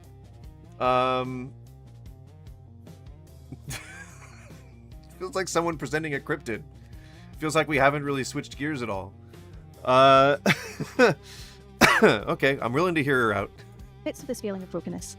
Jesus' words in John 15:15 really spoke to me. He says, "I no longer call you servants, for a servant does not know what his master is doing. Instead, I call you friends, because everything the Father has made known to me, I have made known to you." This idea of Jesus being a friend was so powerful for me. It was quite different. I'm not quite sure where we've touched on neurodivergence yet, but so far so far the story is I had a horrible experience when I was growing up, and going to school I felt alone and like I didn't have any support network until I found Jesus. So far that's we hit 0 to 60 in less than 0.3 seconds, and we are now in Jesus category. We're now in Jesus country. To the distant, uninvolved picture I had of God. I also read about how the Apostle Paul in 1 Corinthians uses the metaphor of the human body to describe church and how everyone has a place in it. He says, "For God has put the body together, giving greater honor to the parts that lacked it. You are the body of Christ." This is so powerful because it tells us that even though... All right, we're 1:45 into 6 minutes, and we still haven't heard anything about neurodivergence except for what it is. And that she was able to cope at school with not having friends and no support network by finding Jesus. we may feel like we have less honor in the world, in the church, we actually have more honor. And we all have a unique role to play in the body of Christ. So, we know that Jesus considers us friends, and that all people have a role to play in the church. But how might neurodiverse people approach faith slightly differently? Certainly in my case, I found very emotional approaches to faith quite difficult. Autistic people tend to be more logic-driven than feeling-driven, and I always struggled with this idea of having a personal relationship with Jesus. Sometimes it's hard enough to be friends with someone who's right in front of you. So what does a friendship with God actually look like? Many of my... Everyone's experience is different when it comes to neurodivergence. We all kind of we're wired differently. We all have different nuances and foibles and things that we have to go through in order to understand what type of neurospicy we tend to be. I never made a hell for none of my friends. Yeah. Well, yeah, you're just talking about Christianity in general. But I don't know. God, that's such an interesting intersection between someone who is autistic or neurodivergent and someone who is trying to conceptualize the relationship with God. That's definitely something that I am not educated enough to understand. But her story is interesting. I don't know. My particular flavor of neurospicy in high school and middle school, whatever, growing up, college, whatever, I wasn't really concerned about making friends. And again, everyone's experience with autism and ADHD are completely different. So I can't really be used as a benchmark for what she went through. But I didn't lack a concept of friendship, and I didn't lack the ability to rationalize what, I don't know. I just didn't. I feel like a lot of people who have too much processing power are able to see the holes in a lot of stuff like the faith logic, a lot of stuff like this pretty early on. But again, I can't speak for everybody. I don't know. My neurodiverse friends I don't know if what I'm saying makes sense. Connect with God in a logical way. They tend to like apologetics, which is using logic and argument to defend the faith. This helps them feel connected to God, more so than a purely emotional approach. Well, because then you're being a holy warrior, right? It's not that an emotional approach to faith is wrong, just different things work for different people. Quiet time is another area where it might be different for neurodiverse people. Certain ways of doing quiet time can be quite difficult. For instance, sitting in your room with your eyes closed trying to pray might be difficult if you have ADHD and your thoughts keep wandering. Trying to read the Bible every day might be quite difficult if you have dyslexia, because the font tends to be ridiculously small. The Christian faith gives us so much freedom to experiment. Thanks, man. I appreciate it. And find different ways of connecting to God that work for us. For instance, if you find reading the Bible difficult, there's so many audio Bibles out there now. And likewise, if you find praying with your eyes closed terribly distracting, try going for a walk. I mean, I think in terms of God, you're supposed to be able to pray anywhere, right? Like, doesn't he hear you anytime you're talking to him? Like, I think you're supposed to just be able. You go out into nature and pray if you want. If you're really like too sensitive to stimuli, you could probably just go into a dark room if you don't want to close your eyes. I don't know. I feel like God's supposed to be like one of those sort of accessible resources. You know, you're supposed to be able to talk to him whenever you need to. Dear Jesus.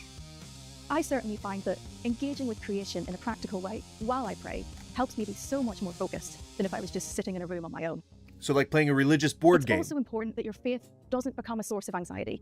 Or spinning a cross-shaped fidget spinner. That might work. Neurodiverse people tend to be very literal-minded, and we're also perfectionists.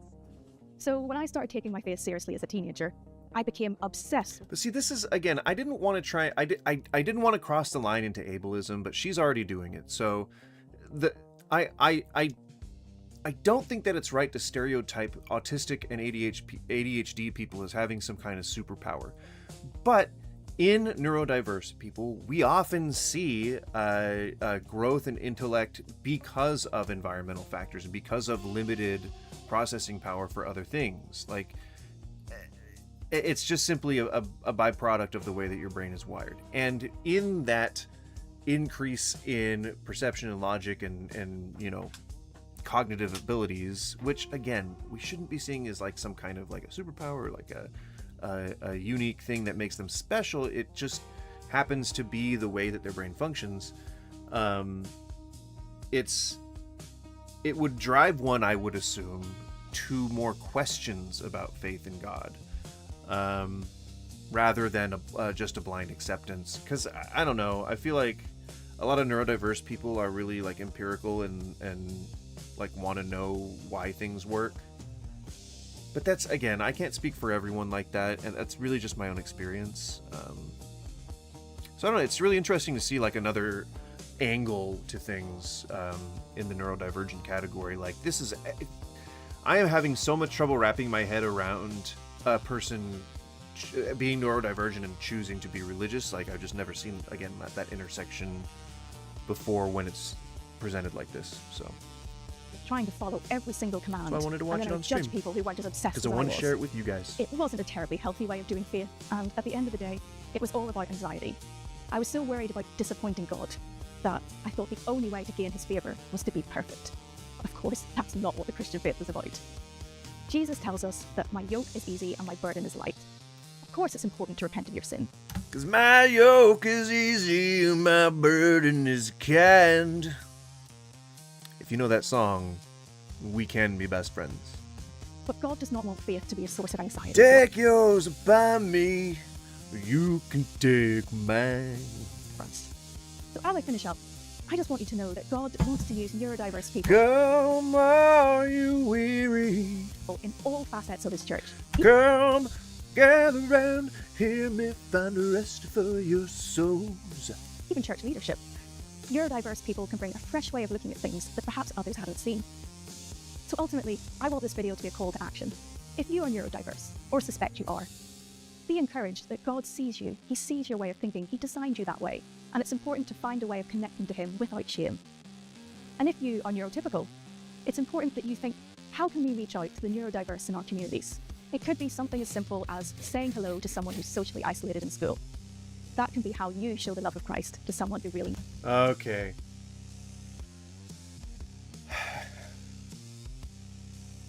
Misusing the label of neurodivergence just to sell religion is a pretty interesting angle. I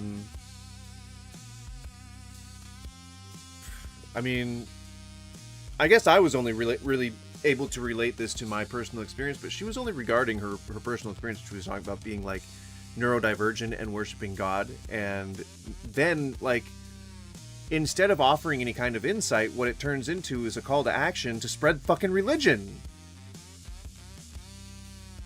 I was interested, I was curious, and then I heard what her opinion is, and then now I don't give a shit. That sucks. I'm sorry that I subjected you guys to that. I wanted to hear what I thought was a frank and earnest discussion by someone who's neurodiverse, talking about their relationship with God, and I guess we got it. I know this is more about kid indoctrination that seems to be happening.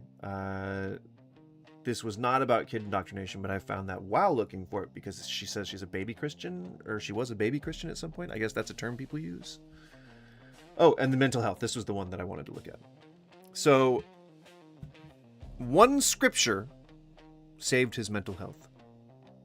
All right, let's hear the secret that psychologists hate him for.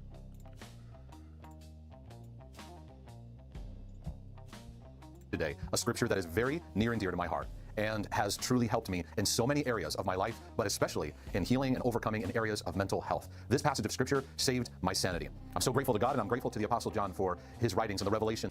You know, I was hoping that he would very quickly establish that it completely cured him of any kind of insecurities, and I think we're going to get that, so good. That's good, documented here in the scriptures, because this is so important. It was always there in the scriptures, but one day it... What was your mental health state before this? Well, hey, I haven't even let you start speaking yet. I have questions. All right. Dawned on me. What I really needed in my mental health healing journey is tucked right into this passage of scripture. 1 John. All right, let me read it. There is no fear in love.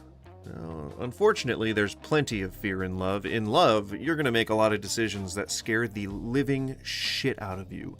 When you fall in love with someone, even if you love like a parent or something like that, like there are decisions that you can make that will make them mad at you. And in the future, like you may decide to lie to them, or you may decide to hide something from them because telling them the last time resulted in, pain and fear. So there is fear in love. There's lots of fear in love. Love and fear are almost interchangeable, and not interchangeable, are almost inseparable, and you can feel more than two things at once. Emotions are complex, as we learned in, what was that? The Pixar movie about him. What is it called? Riley, I think is her name. What is that? What is that movie called? I'm just going to edit this out so that I look really smart. I need to just stay the same position. Hang on. I'm going to stay in the same position. I can't remember what... emotions are complex. Okay, now someone has to give me the name of the movie. Inside Out! Inside Out! Inside Out! You know, that movie Inside Out? Did you guys remember that one? I'm so glad that I remembered that right away. Thanks, Helmet. John 4:18 and 19. There's so much more within John 4 that brings out, and just really the whole book of 1 John, that brings out amazing insight. Sorry, there is no fear in love. But perfect love casts out fear. You'd have to tell me what perfect love means, and try and do it without using the Bible. Because I don't just want to hear a Bible verse, and I don't want to hear a Bible-inspired version of what it means. Perfect love, because let me separate those two words, right? Perfect is when something is completely flawless. Love is a mental state that you're projecting onto something. So if I was to think of a flawless state that I'm projecting onto something, that's God, I guess, a thing we can't substantiate, doing a thing we can't substantiate, casting out a thing that is intrinsic to us, that we feel all the time, regardless of whether or not God exists.